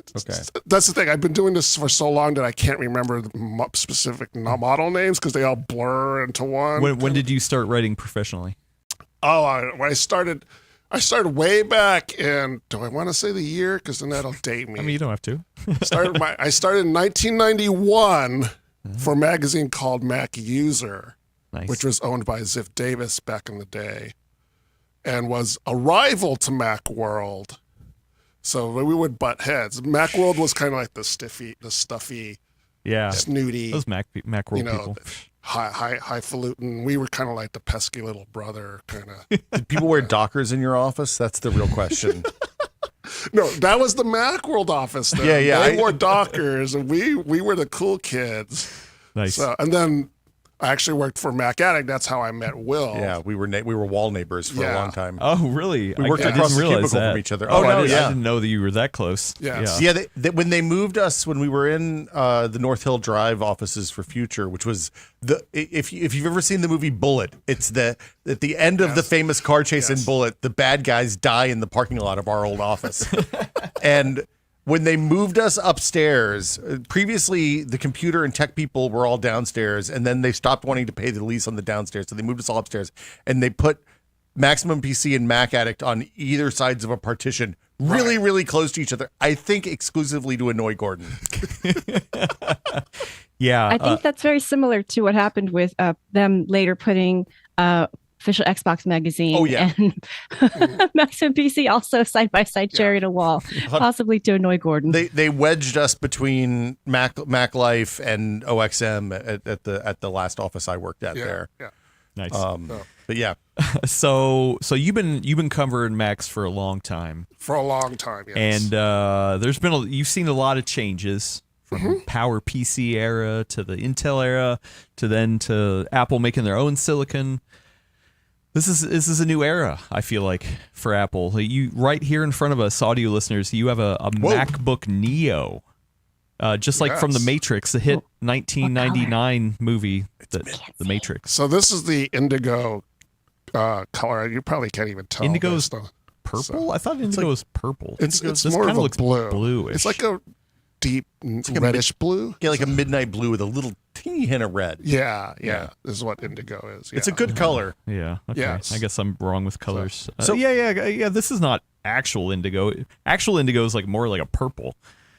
Well, look, okay, It's a marketing name, man. Whatever. welcome All to right, color I don't know. theory time with I know. Adam. Yeah. I'm just saying.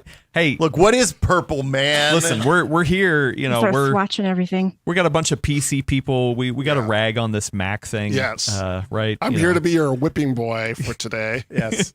Actually, this is I don't. this is not the first time you've been on the Full Nerd. No. You came in when you had that new iPhone just to Yes. troll us during Yes. a pre-show. But I still I mean, have this is your first kind of official sit down. You're a guest Yeah. of the Full Nerd. We'll be gentle. We'll Okay. be gentle. Okay. But do you think I am incorrect in assuming that this is a new milestone for Apple? You know, I almost said, so I wrote the review for this, and I Up on Macworld.com. on Macworld.com, which is up now. You could go read it and make fun of it if you like, because I know the audience. I almost wrote that this is almost as monumental as the iPhone release. Wow. So As your headline? So as well as I do with reviews, I tend to go off on these tangents. Sometimes I talk about like this, like I wanted to talk about what this meant for Apple.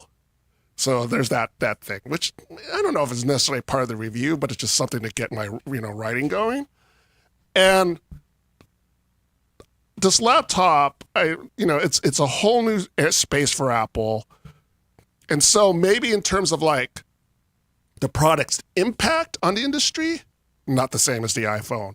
In terms of what it does for Apple and its presence in a market space, I think it might be. what's the top line for people who kind of aren't paying attention to what's going on with Apple laptops these days? So Apple has an interest in expanding their market share for the Mac. They never have, they don't tell you why, but They like money. they like money. Yeah. Perhaps they've looked over their financials and projections and thought, we need to find a place to grow. The Mac market seems to do that because the Mac market has always been kind of flat. It's always been the same numbers. It goes up and down every quarter, just like with every company. But it hasn't, and it grows, but it kind of grows incrementally. And Apple would like to see that increment get bigger. They finally have accepted the fact that they need to make a cheaper product for that to happen. I mean, but they've always had a cheap Mac Mini. Like I feel like the Right. Mac Mini has always been the real cheap entry point. Yeah. But in terms of laptops, like what's the next cheapest laptop that they've had? I guess the Air. Air. $1,000 Air, It's right? $1,000 Air. Okay. Yeah. I mean, or- $1,000 is still for somebody just looking for a basic laptop. yeah. Like $1,000. That's a lot. It is a lot. Yeah. They did some experimentation over the last couple of years with some cheaper models that were like exclusive to Walmart, I think. Isn't that right? Yeah. So they had it was an older model MacBook Air that they sold. I mean, during the holidays, it was like down to $549, I think. Yeah, I saw it at under one point. $600 at one Yeah. point. It was like, oh, that's a pretty good deal. Yeah. But it was a kind of a stripped down M1 MacBook Air. If I Right. It was recall. basically the M1 that came out in 2020. Yeah. So it's an 8 GB M1 with, I think it was a 256 SSD. So, and it was the old design of the MacBook Air, not the current design. So, Like you mean the taper? yeah, the taper Yeah. design, and it had the bigger bezels on the screen. So, yeah, so that was kind of Apple's way to get into that market. And that laptop actually sold a lot during the holidays. I mean, they've been developing this machine for a couple of years before that. But I think they there's there was some evidence there that machine doesn't sell too badly. What if we made a new machine that was open to everyone, not just available at Walmart? Is this better than that Walmart machine? Yes. So it's better performance wise. It's a better design. It is better than a Walmart. Yeah. What's the hardware difference? So that one's an M1, which is M1 is kind of their like iPad Pro and laptop and Mac Studio and Mac Mini processor. What's inside this guy? So this one is an A18 Pro, and a lot of people say it's just an iPhone in a Mac chassis, and there's a lot of truth to that. So, which generation phone goes with the A18 Pro? So that was the I'm gonna get my numbers mixed up because the A18 Pro was in the iPhone 16 Pro. Okay. So looks like came out 2024. It was last year. So it's last year's model. Okay. Okay. Yeah. Okay. Yeah. So, but that's a pretty capable processor. yeah, based on my benchmarks, the single core performance is basically on par with an M3. Oh wow. Yeah. That made me open my eyes when I was reading your review. I did not expect that whatsoever. Yeah, that's wild. So Because it's only is it 4 cores or is it more than that? it's 6 cores. 6 cores. It's 6 cores, yes. 2 performance, 2 core Performance efficiency. and 2 4 efficiency. efficiency, okay. Yeah. It's a 6-core processor. Now the multi-core performance is more like M1 performance. Okay. Even slower, I think, a little slower. Okay. So it's not, but it's not meant for that. It's not really meant for to make a 4K video. It's not meant. This for is that kind of like thing. browsing the web. Roman. computer. Yeah. Sorry, I want to break in. Sure. So, Roman, I think one thing that I think is contextually important as well, and I'm curious about, is that, on our side of things, we often talk about things like the hardware and like number of cores and, this and that. But it's not really analogous to what the experience is like, because I think from my experience, it's been a while since I've actually done anything with like modern MacBooks. So this might have changed some, but the software is better optimized. So even though like you look at the hardware specs and you might think as coming from the PC perspective, like, oh, that seems underpowered. How is it going to run things? My question for you, and I might be jumping ahead a little bit, That's okay. is like, how well do you think this machine is going to hold up with that, like the 8 gigabytes of RAM? A lot of us on the Windows side, for example, like we've had to increase the amount of RAM we need because Windows 11 just doesn't seem to be as optimized. And I'm kind of curious, like how long do you think that'll hold? I have a bunch of questions actually, but I think I'll stop there for now. So that's a good point because I using this, and I've only used it for a few days, so I haven't noticed any particular issues where I'm hitting my head against the ceiling when it comes to RAM. Now I'm only using it as sort of like its intended purposes. I'm trying to push it a little bit, but in terms of the long term, I think there might be an issue with this particular laptop that has 8 gigabytes of RAM. Now, like the A19 Pro, I think has 12. Oh, because there's 2 different versions. This is the cheaper entry level one. Well, Apple only uses the A18 Pro in this and the $699 version. So there's a $699 model. Uh-huh. The only difference is that model has Touch ID and a bigger SSD. Oh. It's the same chip. Oh, okay. So they use the A18 Pro in both models. Huh. So, and if I remember correctly, the chip that's currently in, see, this is where I get all mixed up because it's numbers don't jive with models and things like that.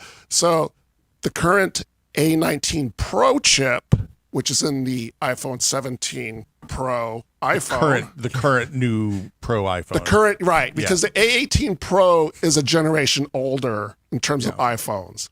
So, see, this is and it's not in an iPhone anymore. So this is essentially a binned A18 Pro. Okay. So because they used to Wait, they don't sell the last year's iPhone anymore? That's not how Apple not the works. Pro model. Oh, okay. Yeah. See, this is not the Pro model. So, And the A19 Pro, which is in the A17 Pro, has 12 gigabytes of RAM. So you're saying if they use the current chip in this type of package, you feel a little better about it? Is that the TLDR, or is that? Yeah. So if they update this on an annual basis, next year it's going to get the A19 Pro, which has 12 gigabytes of RAM. So I mean, it's four more gigabytes. Have they said they will?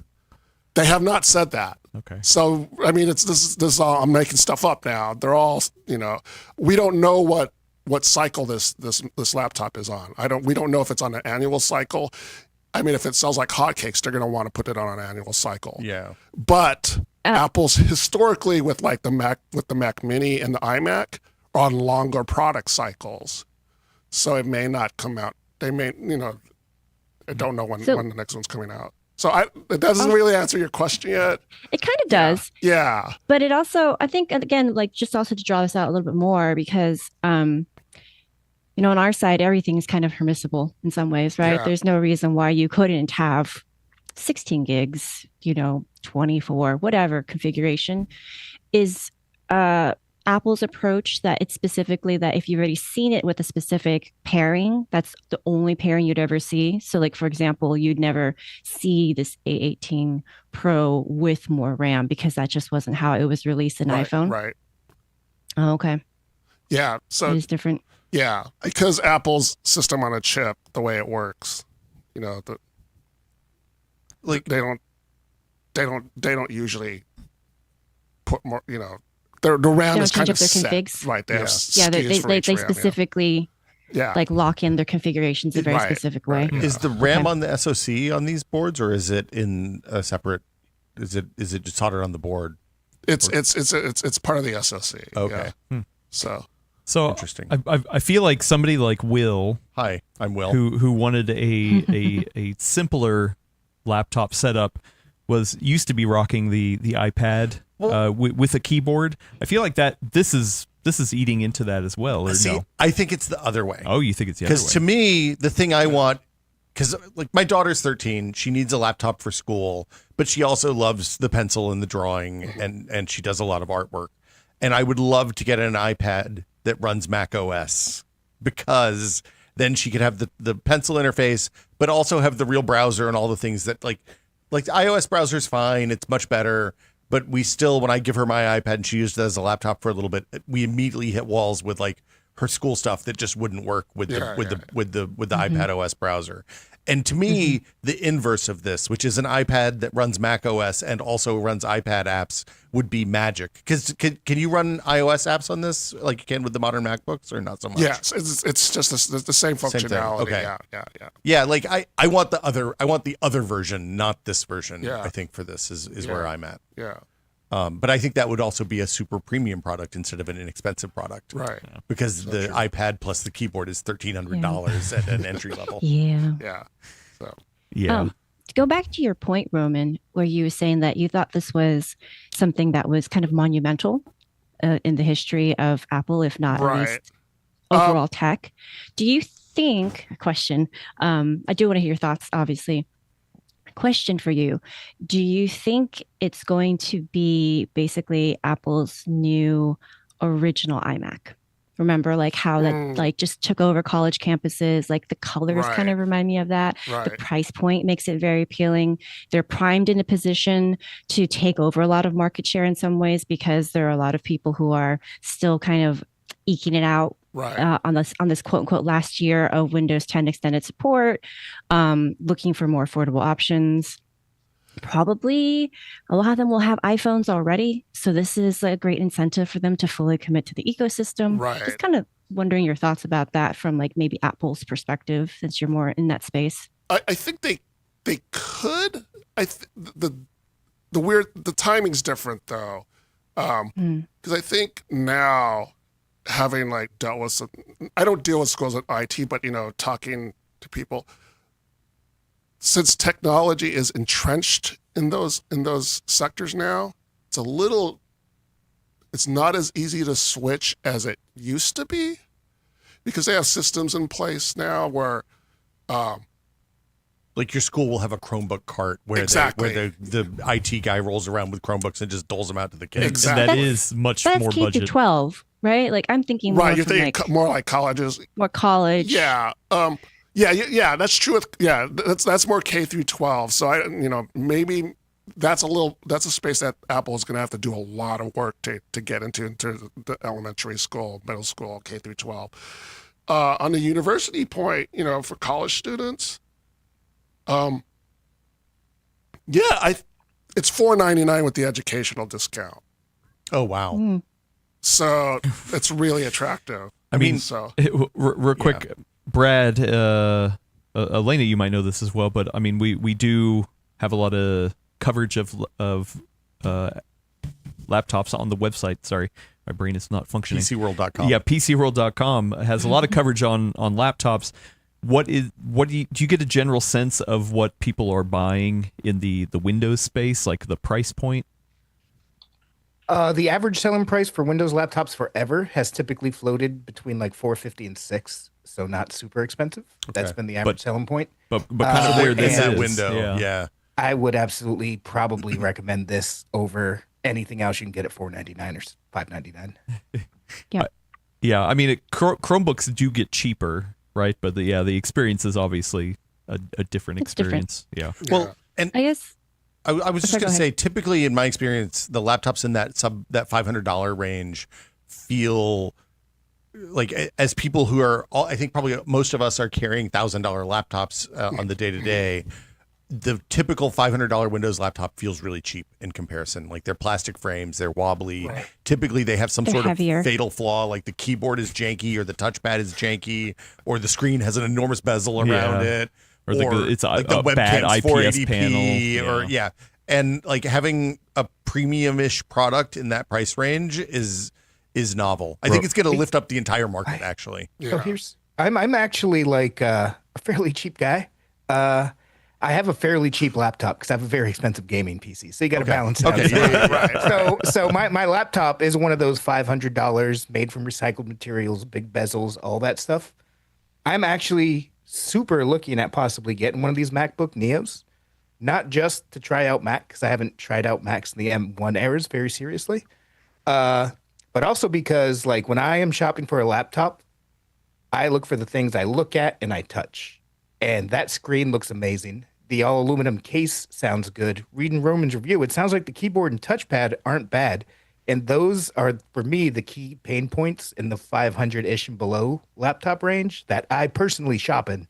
So to me, this looks like a huge upgrade. Yeah, that's why, Elena, I'm a little less worried about the experiential stuff in terms of, does it have enough RAM for daily use? It's also like even if it had 16 gigs of RAM and you know what, it's not a problem with that.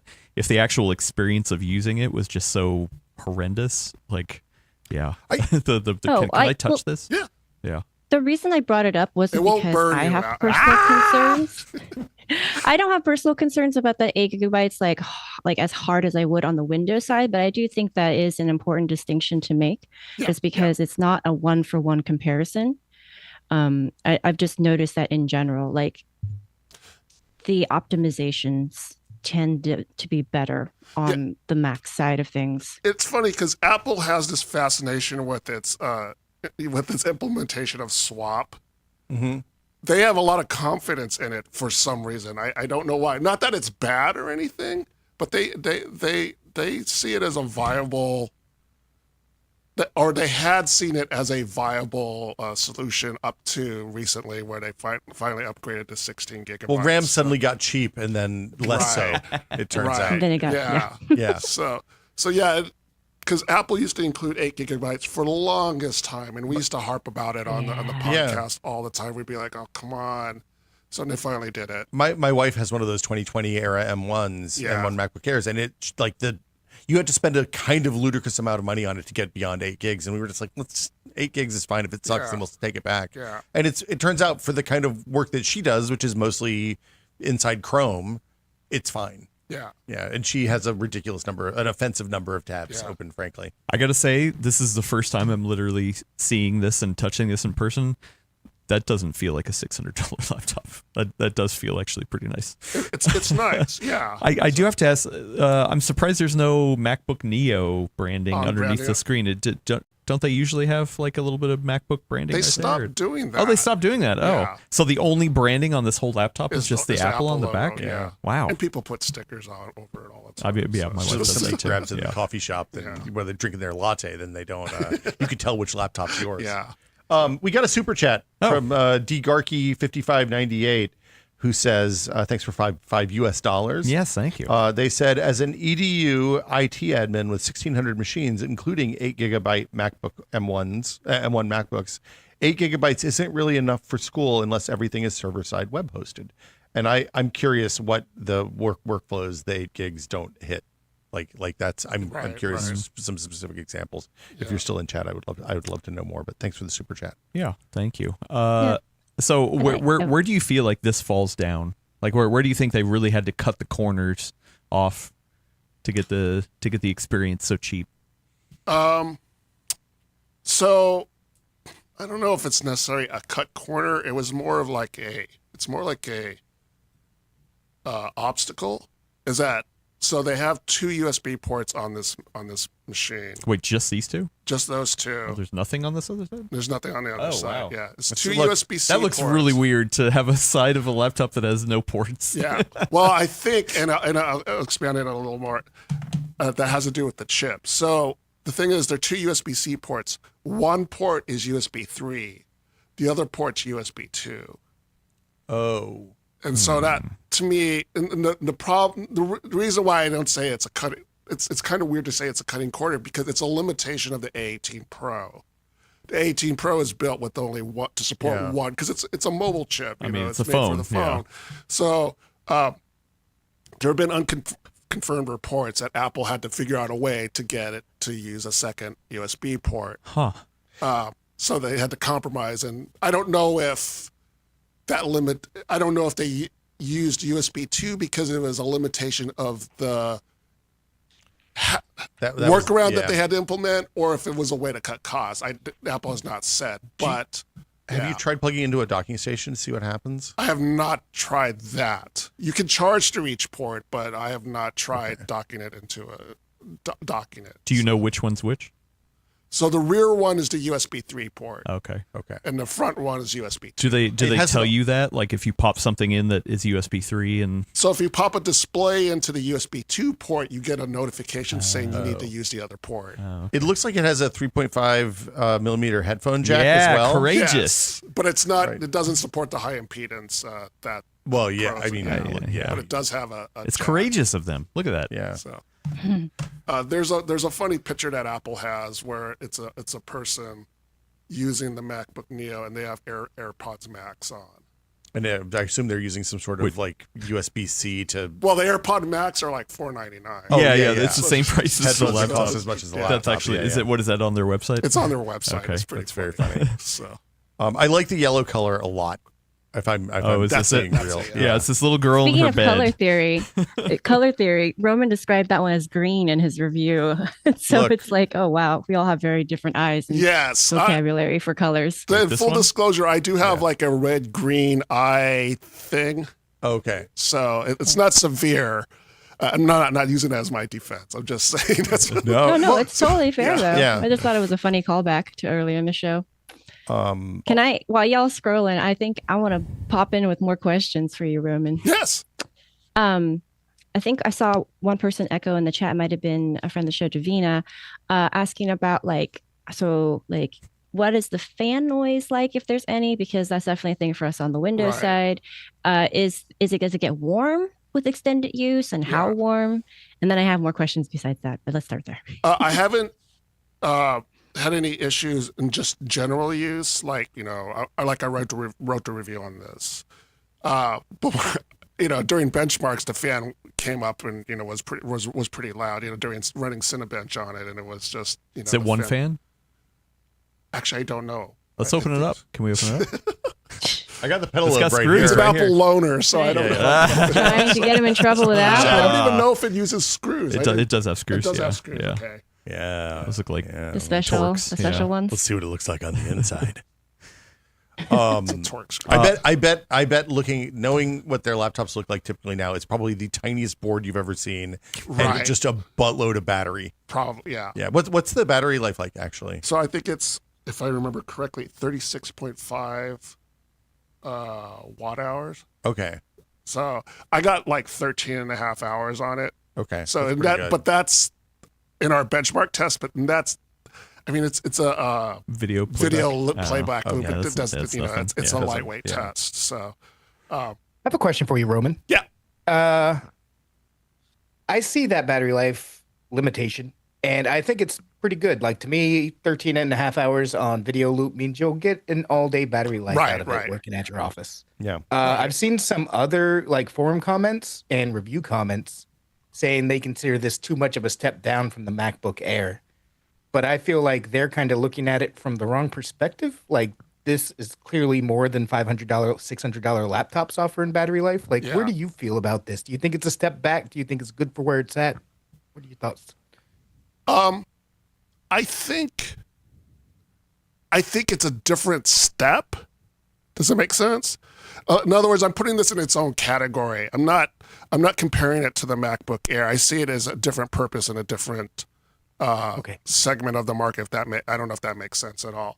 So it's It Well, does. which segment do you think they're aiming for? I think they're aiming for people who can't afford to get into the Mac market initially, and people who I hate using this analogy, but it's kind of it's low hanging fruit, like my in-laws. Dang, rude. Wow. Jeez. Who don't know anything See- about computers. See, when we say our in-laws should buy a Mac, then it's an insult. But when you say it, you mean it nicely. But they don't know anything about computers. It's whenever I try to explain something to like my father-in-law, who's never going to see this, so I feel like he gives me this look like, just do it. I just need to do log it. into the Don't, bank, man. Just Yeah, do it. That's a good Yeah. face. So it's that kind of audience who,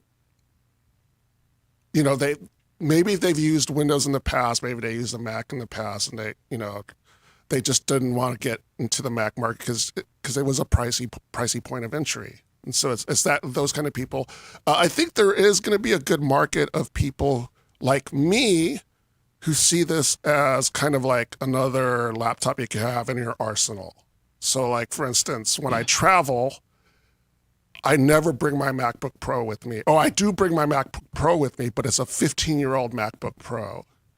Wow. Okay. Because I don't want, because if I lose that machine or if it breaks, I'll miss it, but it won't be as bad as like if I brought my daily machine with me. Yep. So, but that's a 15-year-old machine, and I'm kind of aching to replace it, and I would bring this instead. I mean, to me, there's a real argument here for people like Brad. Hey, I have a big giant desktop, but I also sometimes need a laptop, and Yeah. I want something that's going to be relatively low maintenance. One of the things we've talked about here a lot is with Windows laptops, if you don't use them on the reg, there's some inertia, and when Right, you right. when you fire it back up, it's like, oh man, I gotta download a 50 million updates, and it's going to be like 3 hours to get this working right Yeah, again. yeah. And the Mac OS has typically, in my experience, been a little bit lighter on that kind of ongoing maintenance than a typical Windows Yeah. machine. Wait, hold on. Is this Fortnite?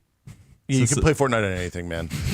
They're back in with Tim Epic now after the EU antitrust stuff. Well, I'm going through their page too because I think looking at their marketing, they usually try to tip their hand towards who they think this is for, Yeah, right? yeah. And it's not just Apple; it's kind of all marketing. Right. You can read between the lines. It's a lot of high school students and I middle school love it. students. Like a lot of first Mac, like, oh, it's intuitive, it's easy Yes. to use. Like, I'm not even seeing them referencing video editing. Like, No. I'm surprised they have a little bit of gaming stuff in here, but like, they don't have, this is like, oh yeah, take your meetings. So here's a big tell on who they're trying to market with this. If you go to Apple's TikTok website, their TikTok account, Okay. usually they don't post anything on their social, maybe they'll post their commercial and stuff, but they've posted videos on TikTok specifically addressing a younger demographic. They even came out with a character that people are calling Finder Guy, do you know the Finder icon? Yeah. They've made A Finder Guy. an animated character of it, Okay, and he good pops up in these videos on TikTok. And these videos are only on TikTok. They're not on Oh, look at this guy. Apple's X account or anything else. That's funny. Oh, he's like a modern version of Clippy. yeah, but Blobus. And then they have other videos that are more geared towards a younger demographic. So they're going hard after like students and stuff with this particular laptop. Well, they have a video that's basically Print Shop Pro from like 1995 in here. This is wild. Yeah. Comment. Oh, go ahead. That's Yeah. That's pretty cute. Oh, I was gonna just break in real quick.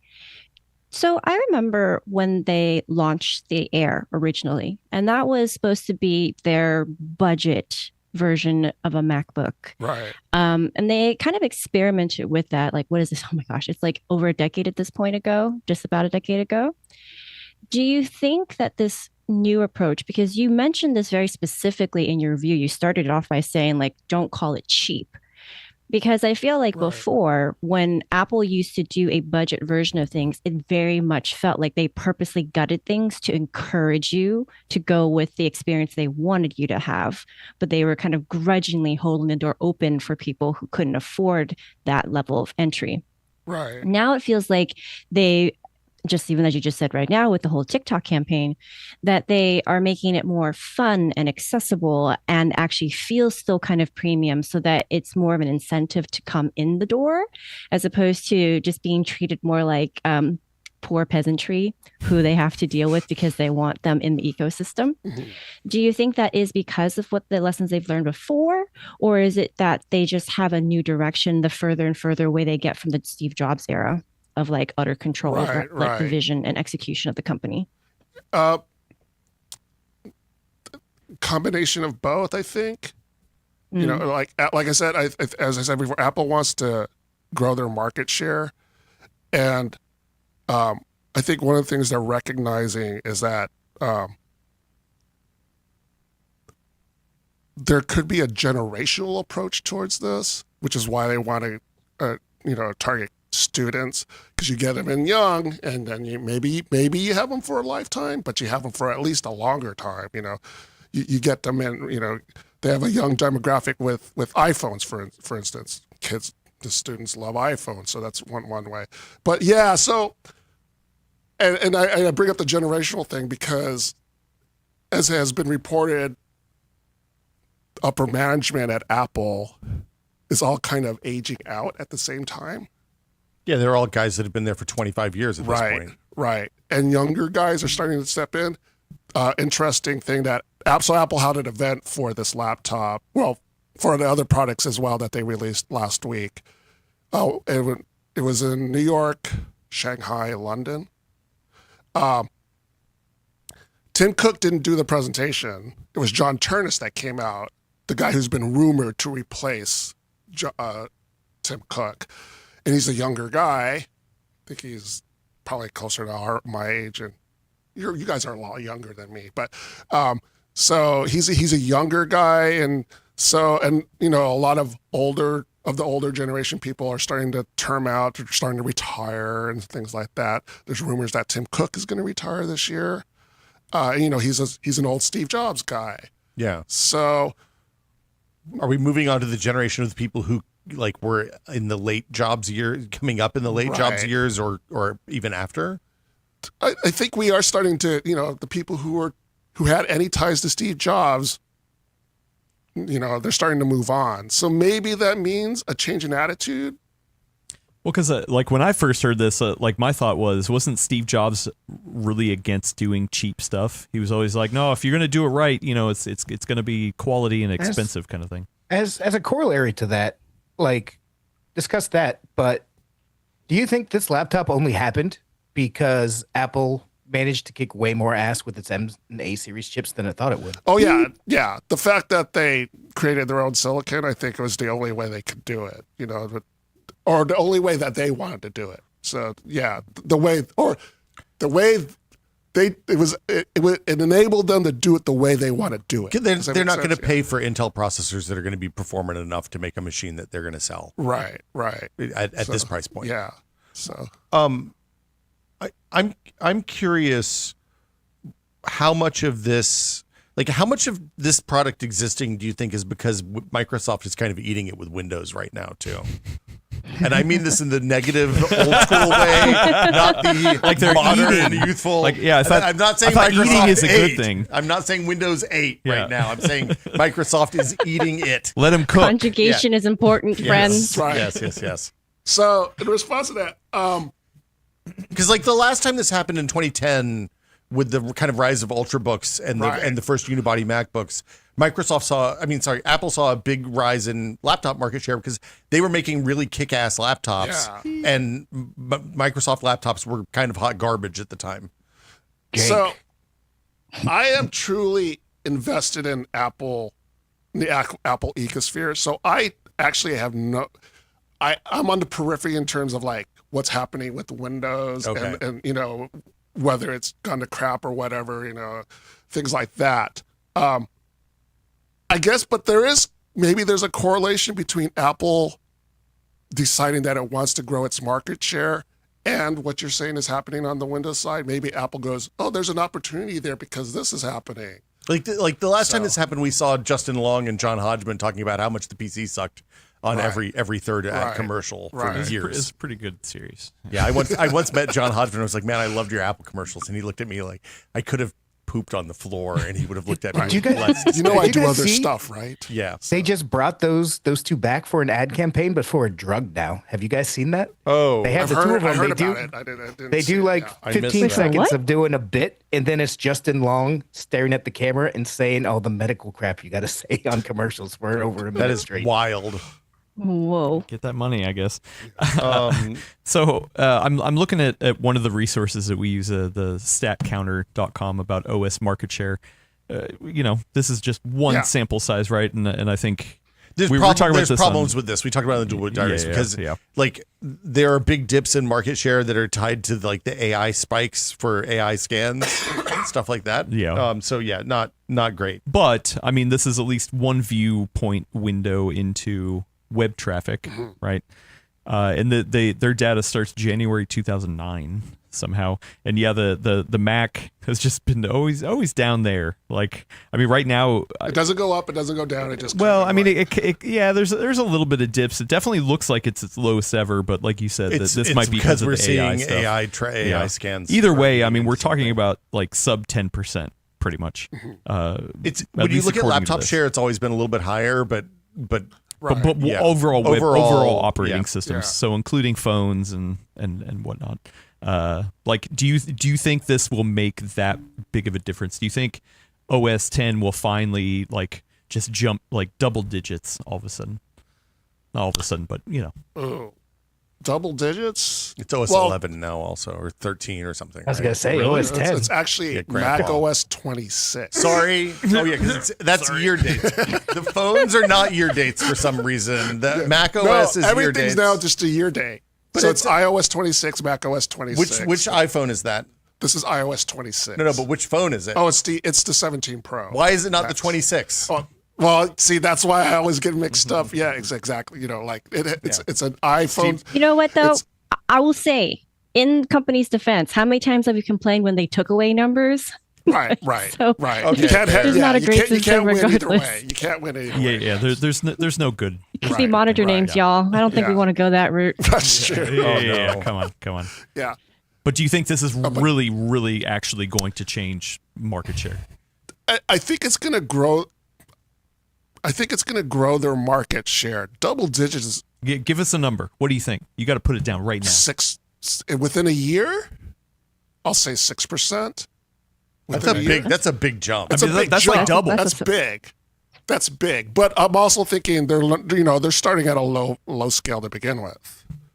True. Not So if- only that, but like the Windows side of things, the competitors right now are really struggling with RAM prices. And like if any economies of scale can overcome that and keep an 8 GB model in stock for this price, it's probably Apple. See, I didn't think about. Yeah, that's a good Yeah. point. Is there any rumors on margins on these? I haven't heard any rumors, but I have been thinking about it. I'm trying to figure that out. I can't. Like yeah. Apple doesn't seem like a company that would be in a position to do loss leader stuff. They They like- don't. Yeah, they don't Yeah, like. they don't They do won't that. do it. That's not been their thing. They love their margins. I mean, that's Tim Cook's thing, right? I think it's just an Apple thing. Oh, just They've Apple, always okay. loved their margins. So yeah. So, but I have not heard what. I haven't seen any. I'm sure there'll be something that comes out by an analyst in a month or two that breaks it down. Pricing and Right, and pricing and things like that. I mean, Which it's is probably fine, why yeah. they went with an A18 Pro instead of an A19 Pro because they got a warehouse full of bin chips. They're like, oh, that's money just sitting there, So, yeah, that's I have a hard time thinking that Apple's going to go below their typical margin with any product, including this one. I mean, So. the other thing about the RAM being on the SoC means that they're manufacturing the RAM and they're not having to buy it from someone else on these, right? do they manufacture them? Well, I mean, Samsung or TSMC manufactures the chips, but they're Yeah. not. No, I think Is they the are RAM in a buying. separate part of the package? They are well. They are buying their RAM, but I forgot the way they have different agreements with the way they bought their RAM Because they buy so much. Because they buy so much, but because of the RAM prices, that agreement has kind of like gone out the window, as I understand it. I mean, we talked about it a couple weeks ago. I really think OS 10, like Linux and OS 10, suddenly have real advantages because See, he you said can it run too. them well on smaller RAM configurations. Right. Like an 8 gig Windows PC. We really need to do that video. An 8 gig Windows PC is going to be a nightmare, and an 8 gig Mac is like Gordon had is tried that fine. PC or that video a while ago, a couple years ago. But yeah, Well, I mean, you know what Gordon always said: Steve Jobs is the devil. Yeah. So true. Do you think this would have been even cheaper if the RAM crisis wouldn't have happened? No, No. I think if You anything, think they're willing to eat into their margin? if anything, to their hit this? margin would have been better. Yeah. So I Yeah. think, well, Wow. see, so we all thought they were going to come out at $699, maybe $799. No one, we didn't think. I was like, well, if they came out with $599, that'd be awesome. I don't think they would do it, and then they did it. Well, do you So- think you would recommend anyone get that $599 one though? This is going to sound weird, but I would say you get the $599 one if you have an Apple Watch. why? Because it'll unlock with the Apple Watch. Because then it makes up Oh. for the lack of Oh. of Touch ID, because there's no Touch ID on the $599 one. Wait, So but Yeah. exactly, that's what I actually mean. feasible- It's is kind of it weird because you're feasible like, no. I don't not care about the like notifications unlocking part. I'm actually talking about the whole like 256. that's what I gigabytes mean. of It sounds like a storage. ridiculous solution for, yeah. But if you already have an Apple Watch, and so it's really. It's really an answer for for an Apple user. I mean, but if you're looking at the audience as kids, a lot of kids' first device is an Apple Watch these days because people don't want to give them a phone when they're in like third grade, but they want to be able to go do stuff on their own, and they get them a watch with a cellular connection so they can call if you they have strap an troubles or whatever. AirTag to their back. No, that's okay. That's what Gordon did. I mean, that is cheaper. What really? He put an AirTag on his kids? Actually, well, he had a Tile or story something about that. Okay. yes. Anyway, so the point We'll though, get into it. the point though is a lot of people like the first Apple product that wasn't a tablet my kid got was a watch. Right. And as a result, she's had a watch for years. She's had a watch longer than I have. She had a watch before I had a watch. Yeah. So yeah. Anyway, Wait, the kids love watches. That's all I'm saying. Yeah. I'm going to ask this as someone who has not been in like actively in the Mac ecosystem, at least like modern. Like I have a MacBook Pro, but it is like your travel one. It's like 15 years old at this point. So I don't even have access to like all the like apps and modern things because the OS just won't update anymore, right? How realistic is it to live on 256 gigabytes of storage So if you're in the Mac ecosystem, right? Like I have a bunch of Right. questions in this vein about just like what is it like to live in the ecosystem these days? Like is 256 gigabytes of storage enough if you're primarily doing web-based things? Is how seamless is it these days to go back and forth between like an iPhone and a Mac? Right? Is it Right. like, because, for a long time they had started pushing earlier, saying like, hey, you can just like pick up and resume on any device. Like, is it truly that like kind of easy, don't think about it sort of experience now, and so on and so forth. Because for a lot of us who are still on this side of the fence, we would be buying them for our relatives and loved ones, and then Right. having to do tech support for them. So these are the kind of questions I would have in that seat. Yeah. I think if you tend to work in media at all, then 256 gigabytes is not enough. Even if you're just making like a 20-second video short, it's, you know, I mean, wouldn't edit well- audio on an 8 gig machine either. I don't think. Right? Yeah. Like even Yeah. audio. I mean, but editing. they're not marketing it towards that. Like No, but they're not marketing it yeah. to that. But it's like, are Also, you able to could make just edit clips, off of an right? external drive. Because it Right. sounds like what Roman's talking about is like, you know, when you're making clips to post to social media, right? Like you're making, I mean, Right. you're doing that on your Whatever. phone though. you Like, yeah, could. do the kids You use could. CapCut. Yeah. So You could. But I could also see like a university student who's working on a more intricate presentation that's maybe more involved in you know, incorporates video or something like an animation or something like that. And that 256 gigabyte SSD is going to be a you problem. meant like PowerPoint? PowerPoint is, yes. Yeah. You Kids love PowerPoint. PowerPoint, you know. No, what are they doing to make a presentation? So They Apple use Keynote. Slides. It's called Keynote. Keynote? it's called Keynote, yeah. Yeah, Tim Okay. Cook uses it. Steve Jobs okay. used to use it. Oh, great. So it's yeah. So yeah, so as I was testing this, one of our tests is, you know, one of our suites of tests is, you know, we do a video game test because we want to test the GPU, and Phone GPU is notoriously good from a PC standpoint. We like to say here at the so Forward. one of the tests we use is Total War Warhammer 3, and it took up like 100 something gigabytes Oh boy. on this machine, and I had like 15 gigabytes left on it afterwards. I was like, yeah, that's I mean, to be fair though, they're not pushing. they're this as not a pushing it as a disc either, gaming right? machine. Yeah. Right.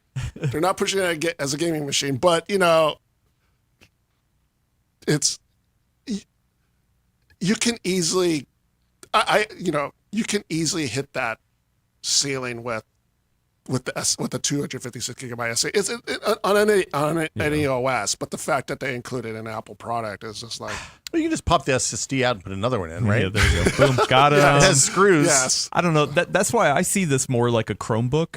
Like I don't need 256 on a Chromebook. Like I don't care to have Yeah. anything local on a Chromebook Right. anyway. So I see this more like a Chromebook kind of thing. yeah, and I think that's what they're Personally. who they're target. That's what they're See, targeting. I think of it, the reason I'm looking at it is I also kind of, my use case is kind of like a Chromebook, but with local perks is the way that I'm looking at it. Like one, again, the build quality to me is the big draw for it. But 90% of the stuff I do is in Chrome or working in the content management system. Right. But I love, the reason I buy cheap laptops is because I like to have like, I prefer to run Office or LibreOffice or something like that locally. So if the internet crashes, my article doesn't crash, stuff like that. And to me, this Neo seems to hit all of those marks that I'm looking for. Wait, you don't just edit in the CMS? That's where real editing No. happens, Brad. You have that happen once and you never do it again. You have that happen twice No. and you really never do it again. Just get in there, get 6,000 words, spend a few hours at it, and then it's fine. It sounds like a really it's an exciting product. Like I said, I do wish it was the other way around. I wish it was the iPad that runs Mac OS. But I get that they want to sell a lot of them instead of just me. So What's the cheapest iPad? there's a mini you can buy for like $400, right? Well, there's the entry level No. iPad, which is $349. Oh yeah. Yeah. And then the mini's actually more. The entry level iPad is kind of garbo though. I mean, compared to this though, you slap a Is it keyboard on that. garbage? I It's an Well, compared to his expensive taste. I mean, that's true. so, yeah, and a lot of comments I saw. We posted a bunch of video shorts about this, and a lot of the comments are it's an iPad. That's essentially an iPad. And it's like, well, I mean, you can say that hardware wise, but it's running Mac OS. it doesn't have a touchscreen, right? It doesn't have a touchscreen. Yeah. I thought all the rumors said that they're finally going to do touch. Like, look, I'm sitting here. Come on. That's later this year. So with the MacBook Pro. No. But So I thought it's a pro- they just released an premium update to a feature. MacBook Pro as well. Yes. Wait, is this I a mid-cycle? love this idea that after years of not doing a touchscreen, that Apple is going to treat it as a premium feature. So, yeah. Of course they are. Everything's a premium feature. So, Yeah, They invented the great. touchscreen, by the way. That headphone jack is a premium feature. That is really funny. so USB 3 premium feature. Yeah. So. Yeah. I don't know. Like I'm equally parts impressed, but also just like, nah. Is the keyboard don't know. backlit? It's not. Oh. It is not backlit. You. Is the air backlit? The Air is backlit. Yeah, it yes. Okay. Is it It's not like butterfly it's keys. not the or something butterfly keys, tragic, yeah. is it? No, they got rid of that. Okay. So, but I was told that Doesn't they feel had to bad. not necessarily re-engineer, but they had to make some modifications to make this keyboard fit. Because I mean, it's essentially the same keyboard that they use, but they had to tweak it a little bit to make it fit this form factor. So it does feel a little different. It's a little compressed.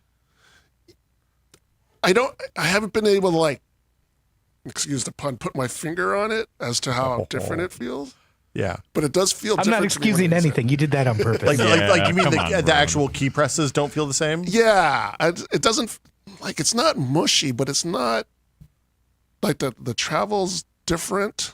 I can't quite figure. We'll find it out in like 6 months that it's some new tragic. I'm probably way that they being messed it over up. analytical about it. It's probably just like the plastic or something like that. Is the trackpad haptic or The is trackpad's it worse for sure, The right? trackpad is not the same as the one on the MacBook? Air and Okay. yeah. Is it a physical click? Yeah, It it's is back to a physical click. It's now. back to a physical. Which actually click. some people might see that as a positive. Yeah, some people actually like the old. Like I can see yeah. it when I press it. I can Yeah. see Oh, yeah, that it it actually moves. pushes down. Wow. Yeah, Peasant Yeah. trackpad. Yeah. yeah. And then those vents on the side are for air or speakers? Those are the speakers. Okay. Side firing speakers. That's a They're- bold they're- choice. yeah, so- Brave. Yeah, Yeah.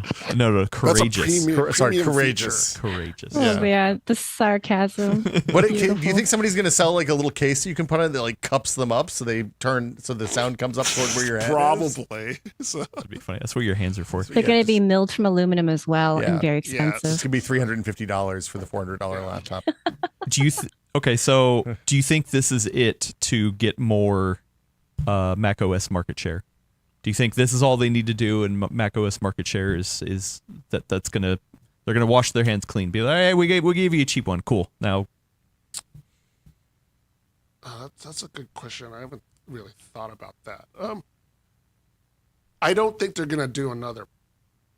Do you think this is like an Cheap laptop. iPhone SE situation where they do like one every 3 or 4 years? Well, that's what I'm worried about. That's the one thing I hope they don't do. Yeah. Because the one thing that I'm kind of like, I'm not necessarily worried about, but the Apple takes a stab at it. The response isn't what they want, so they kind of do give it the iPhone SE treatment. They just get to it when they get to it, kind of thing. Yeah. I don't think that's going to happen here. But mean- I think that's the worst case scenario.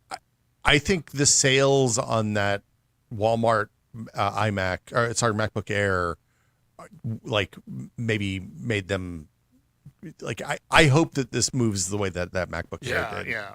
So Yeah. I think it will. So have you been feeling people jumping from Windows? I mean, we now are Linux users. We're literally using no. There's no Windows laptops here on this On the full nerd. on the full Wow. nerd table right now.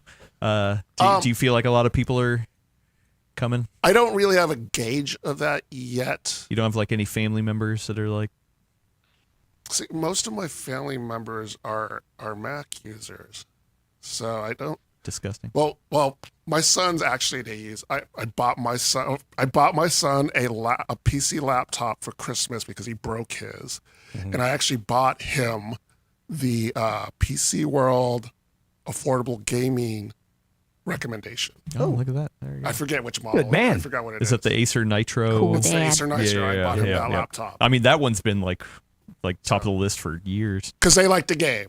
Yeah. So I've always been like, I use a Mac. If you want to use a PC, Look at you. use whatever you want to use. Yeah. So So diplomatic. Because well, to me, it's all about. This is a whole different tangent now, but to me, it's more about what you're producing.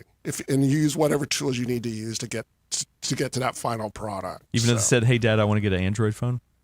I tried to figure out how to get them an Android Wow, phone. green bubbles, gross. That's what you want to do. So I won't be able to help Look at you. that. Look, this is nice dad. You're on your own. You're on your own in terms of support, but if that's what you want Teach to a kid do. to fish, and they go buy an Android, and then they're out of the family.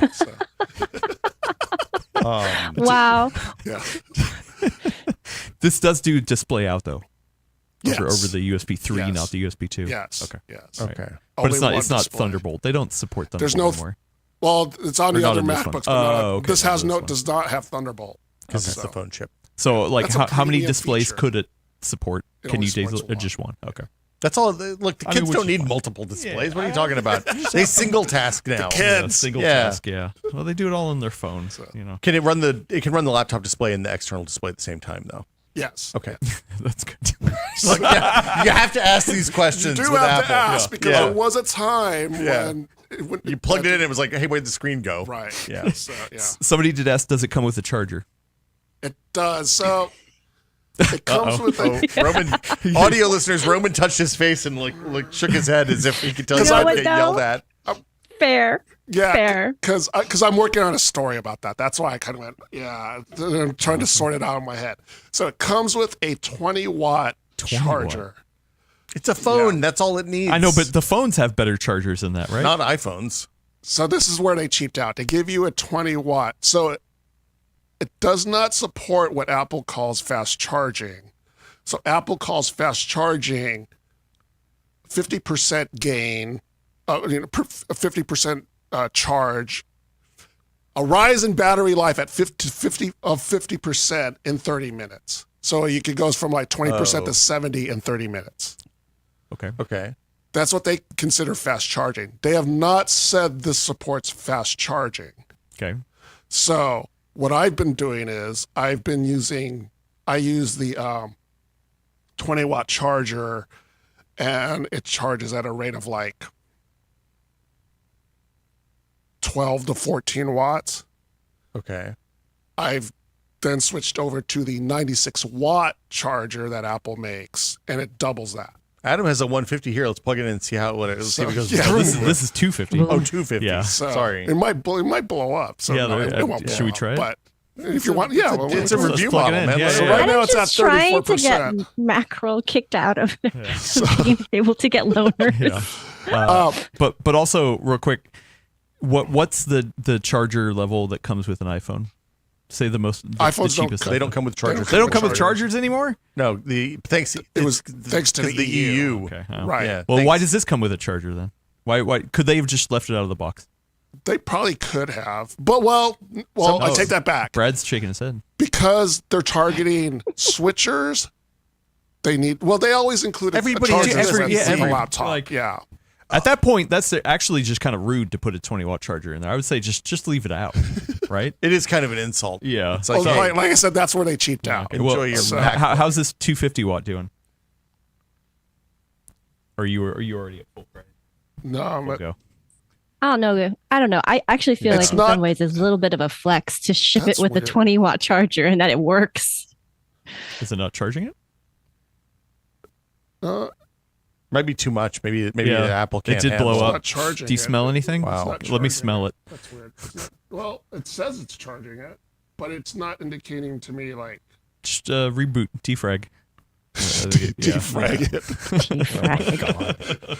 because I it's got a some fragmented dad hard jokes drive. going on It's today. preventing my, Roman, you got any charging questions? charging with 24 watts, so it's capped at Oh boy, 24 watts. that's probably least common Great. denominator. Yeah. Perfect. USB PD. Thanks. Love it. Okay, does it have a MagSafe? Can you just put it on your iPhone charging dock and it'll just It charges fill at up? like 5 Yeah. watts. Yeah, It does on not. the bottom. It's like just hang it on the magnetic thing, just boom it up there. No, actually, you put it up here so Yeah. that you just like put Yeah, it on the exactly. wall. It's yeah. like propping it up. Yeah, It's there a you go. phone, right? Yeah. Actually, yeah. So what else is cut back because it's just a phone chip? Obviously, the ports, software support. Does it have full OS 10? It's full. Yeah. Like it's a it'll full run it. version. It'll run everything. Full I'm version. sorry, of Mac OS, whatever. Mac OS 26. 26. Noob. Sorry, OS 10. Snow Leopard. That was the best. Still up. Yeah, That was the second Dude, that was one. that wasn't the second Third one. one. No, it wasn't. Fifth one. That was Seventh 10.6. one. Even I remember that. Wow. As Wow. a lapsed Apple So it's user. full software support. Apple doesn't do that kind of thing. They don't. Oh, really? Oh, They okay. don't. There's no. Well, because somebody was Windows asking about Limited? like Is that what it Creative was? Cloud. You know, like do you only get the iPhone version of Creative Cloud Oh, versus right. the So no, yeah, Mac. it's a full version of Mac full version of Mac. OS, and it can run all the full versions of. So theoretically, this means they could put an M1 in a phone, right? Or an well, M series. I mean, they put M series processors in iPads, Yeah. and those are essentially oversized iPhones. Wow. Yeah. I would never say that, but Roman Roman from from Macworld Macworld says it's just a big phone. Yeah. What's the big deal? iPad's just a big phone. This Neo is just a big Just big phone. Yeah, Well, but let a me keyboard. clarify. The hardware is essentially. This is like the biggest BlackBerry you've ever seen. Wait. It's got a hardware So, keyboard. What I'm I'm speaking to hearing the from audience. this, I know. what I'm hearing from this is that you could maybe potentially somehow jailbreak an iPhone and just run Mac OS 26 on it. Well, actually, the other question I have is how long until somebody gets a hacked version of this running on an iPad? They're probably not that long at all. Yeah. Yeah. So yeah, Will. keep your eye out Wow. on Reddit for that. So yeah. You might be able to do your thing. Yeah. My dream. The dream's alive. Yeah. All right, so I've got a question. We're boy. Linux experts now. Yeah. You are a Linux expert as well, then, right? Oh Yeah. Sure. Or Yeah, Unix, I played I one on guess. the podcast. Yeah, you're all up in that terminal. We know. Yeah. So like because people have yelled at us like, oh, Mac OS is or Mac. It's specifically Brad Shoemaker. Yeah, has Mac yelled at OS you. is also on technically Linux based kind of Actually. stuff, whatever. At its, Yeah. at How much its- do you care about that? Do you care? No, doesn't matter. Yeah, it's been a long time since I cared. No, okay. So That's good. It's just Radio in general. listeners, Brad is shaking his head in the background. Do you even grep, bro? Yeah. Normal people don't care about it. Actually, what's the terminal called in that? Terminal? Is it called terminal? it's called Terminal. Can you run fast fetch for me? It just It'll just show you. It'll just. It's good. Theoretically, it would just Is display. Adam the, about to do the equivalent of making people say like Xbox turn off while in the middle Oh, I playing? don't have it installed. RTF minus M or whatever. Yeah, it's a fast fetch. Is it Yeah, installed? there's it's nothing. not But installed. it says it's a ZSH. ZSH. Yeah, so fast fetch will just really quickly show you the Oh, stats okay. kind of Right. thing. Right. Yeah. So yeah, I know terminal. It- Yeah. Do you grep? Do you I pipe? do you Yeah. even grep, bro? Yeah. Yeah. So this is my new T-shirt. Welcome. I'll be here next week with a grep joke, and then Oh yeah. Actually, somebody says you have to. You actually can install fast fetch. Yeah, you have to install it. Yeah. Yeah. But it's a separate repo. There's whole It's not. repos It's not in just the like- repo. Yeah. Yeah. I don't think Apple cares about fast fetch. Oh. It's the Apple Roman, repo. do you have any Windows questions for us? Yeah, Any computer questions for us while you're here? We can answer them. Let for me you. let me contact my son and see if he has any Okay, questions. yeah. So yeah. So Do you miss it? You know, um or you just I do because I used to play games and then I started getting motion sickness and I couldn't get over it and then I stopped playing games. you need higher refresh rate monitors. We used to play Quake Yes. 3 back in the day. Yeah. We had a Really? regular, Oh, nice. regular like 430 Quake 3 game Yeah. that ran for years Yeah. in the across all the different publications. Yeah. So because I don't game anymore, I don't use a Windows machine. And so every once in a while I think I should just No, it's okay. You can just dual boot, right? So. Actually, that was somebody in our comments when we talked about the whole OS market share thing. Yeah. In the comments was like, "Oh, the Mac lost me when I couldn't dual boot into Windows Yeah, anymore," yeah. and I do wonder if that also maybe contributed Yeah, to some. yeah. Did you used to dual boot or no? No, I actually years ago I built my own PC. Yeah, I remember, yeah. So, yeah. Yeah. That was a long time We should ago. build you a new that was one. A long time ago. You should so, build a new one. Just yeah. bring your own So I RAM. didn't dual boot. I just went over to my PC Okay. and Nice. used it. So So I mean, obviously, you put boots on the ground. That's the real dual booting. I mean, listen. Here's like the serious thing though is that if Mac could ever figure out like gaming, like then I think there would be some trouble. yeah, you know how long we've been saying that? I know, but like, John, I have to go, oh, unfortunately. okay, Yeah. Brad's Thank you, gotta go. Roman. He's got work to See you do. around, everybody. Yeah, Brad. see you, Bye, Brad. Brad. He doesn't want to talk about gaming anymore. I was gonna say that like the gaming thing, like the whole problem with the youth strategy is that they're gonna divide into between the youths what play games and the youths what don't play games, and one of them is gonna buy Macs and the other one not so much. I think. Right. So Anyway, Okay. Anything else you want people to know, or should they just go read your article? Oh, I do ask. I mean, you feel good about this, right? Like, this is a good machine. this is a good machine. As I said on the Macworld podcast, which you can check out wherever you listen to podcasts. It's not on the Full Nerd Network. So Sorry. when people often ask me, what Mac they should buy, and I always have to parse through the lineup and and the information that the person's giving me. Isn't it just how much money do you have? That's one of the questions I ask. oh my god, Real question though. Steve Jobs is the devil. And while I haven't been asked that question very much because this machine has just come out, this machine is going to be almost an immediate answer. If I don't know if that. I mean, this is an easy entry point. Yeah. I think about how the unibody Macs initially changed the whole notebook landscape. Like the whole Ultrabook thing came out as a result of that on the Windows side. And I think like if I was making a $500 laptop for Windows right now, I'd be nervous. Yeah. Well, we've talked about it being revolutionary. You're saying it's going to be your default go-to for recommending to people. Why only 4 out of 5 stars? Wow. Just wake up and choose violence, man. Because I'm hung up over the USB thing, even though I understand why it's that way. I would like a backlit keyboard because I didn't realize this. Well, maybe I did realize it and just forgot about it. When I was testing this machine, I often used it in the dark. And since I am not really a trained typist, I do look down at my keyboard every once in a while, and I couldn't see anything. So the I would little like case with the scoops for the speakers needs to have some light that shines down. Someone on needs top. to 3D print that for me. Actually, Roman, I feel your pain too, because this has a backlit keyboard, but in Linux the button doesn't work correctly. So I haven't had a backlight either, and I'm like, oh, this sucks. And I do feel like I'm good at typing. So it doesn't do it. I mean, this does it. Usually it cycles it. Yeah, there's no up and down. It should cycle. I discovered that this keyboard had a backlight yesterday when I was like, hey, really? how do you just hit the function key and then the backlight turns on. I was very excited. Boom. Yeah. Got him.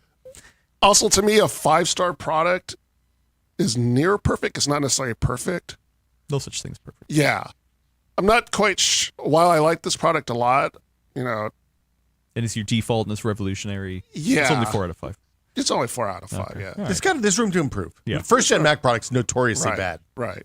Oh, true. Yeah. Nobody, like I bought that first-gen iPad. Woof.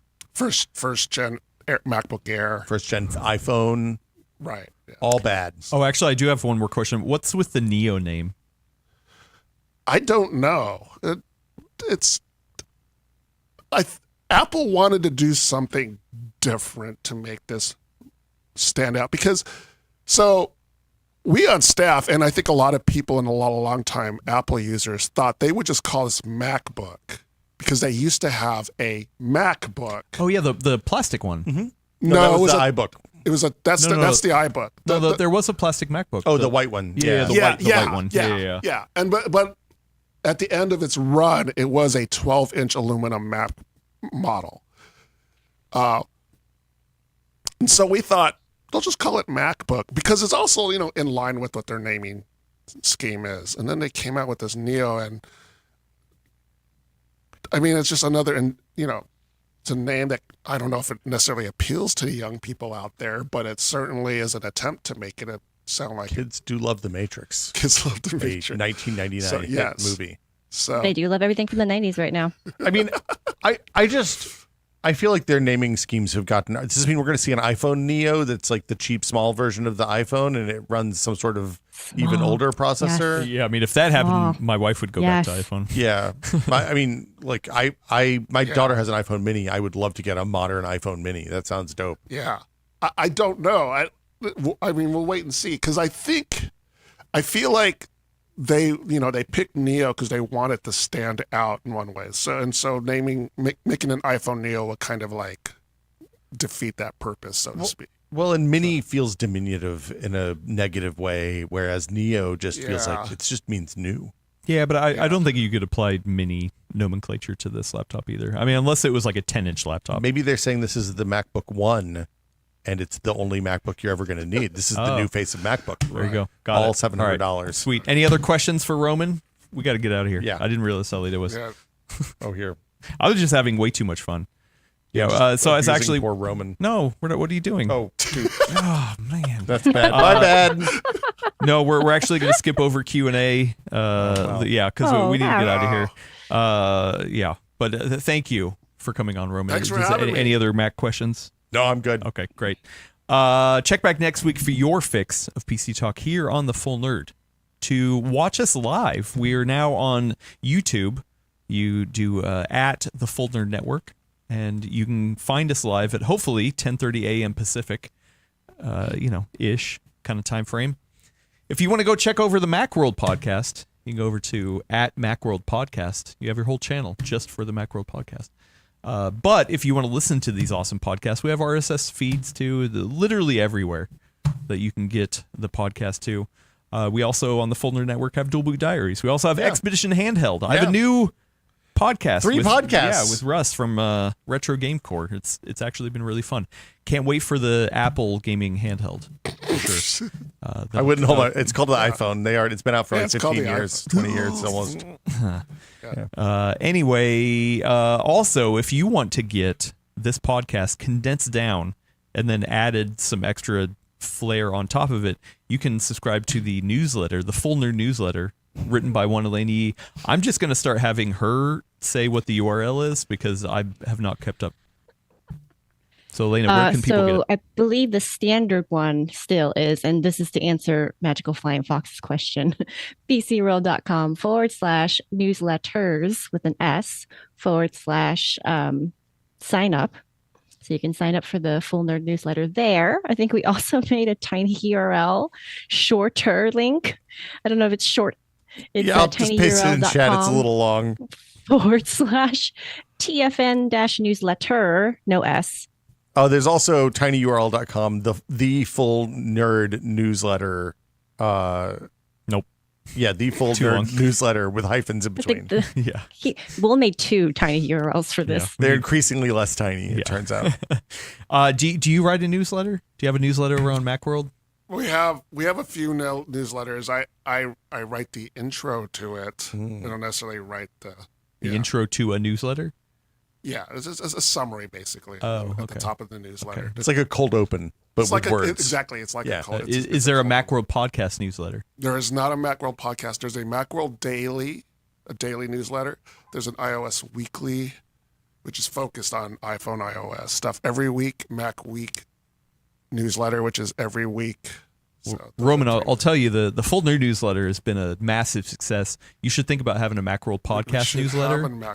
And then you start contributing to it in a way that feeds back into the podcast. So it's like an Ouroboros of content. It's great. He's the man. I'm really glad that we got to take a break from that. Yeah. There's a lot of hate going on. Anyway, that's it. I want to thank my co-host Brad Charkis for stopping by. That was a great time. He has actual work to do, so he left. I want to thank you, Elena Yee, on the screen. Now commands the whole screen. Thank you, Elena. Just me. Yeah. A lot of good Mac questions in there. I want to thank Jacob Freeman from Nvidia for stopping by. That was a good time. That was dope. That came together last minute, so I'm glad it worked out. I want to thank one Roman Loyola for stopping by as well. First full appearance on the Full Nerd. How does it feel? Do you feel beaten up? I feel all right. Okay. I feel all right, except I've had this cough for a month, so great. I'm sorry for. Sweet. No, we'll be sick next week. Yeah, thanks for bringing that in. Yeah, I love it. Appreciate thanks, it. Roman. Yeah. Jerk. Wow. He gave us the Apple virus. Yeah. Yeah. And I also want to thank one Will Smith for controlling the verticals to horizontals. He did a great job. We're almost there. I figure 3-4 more weeks we'll have it really. So it's a hard in. cut to the outro. It's a hard and then you cut. fade to black. Is the outro the same as the intro? Yes. And then a fade to black. Do you have a fade to black? Yeah, sure. Why not? Okay. Yeah, okay. Cool. Then thanks, everybody. We'll catch you next week. Bye. You can do it, fade to Will. black. I Oh, believe in you. I got it. Wait. Wait, Will's got it. Fade. Will's got Yeah, it. look, Will. fade. Oh, fade to black. Professional. And the audio's muted. The audio, sure, why not? I don't have any idea. Maybe I don't have any buttons for Oh, that. I can hit the You button can hit here. the button I to can kill hit the it. button to Yeah, end the make it stream. end. There we go. Boom. Bye, everyone. Okay, lessons learned. I need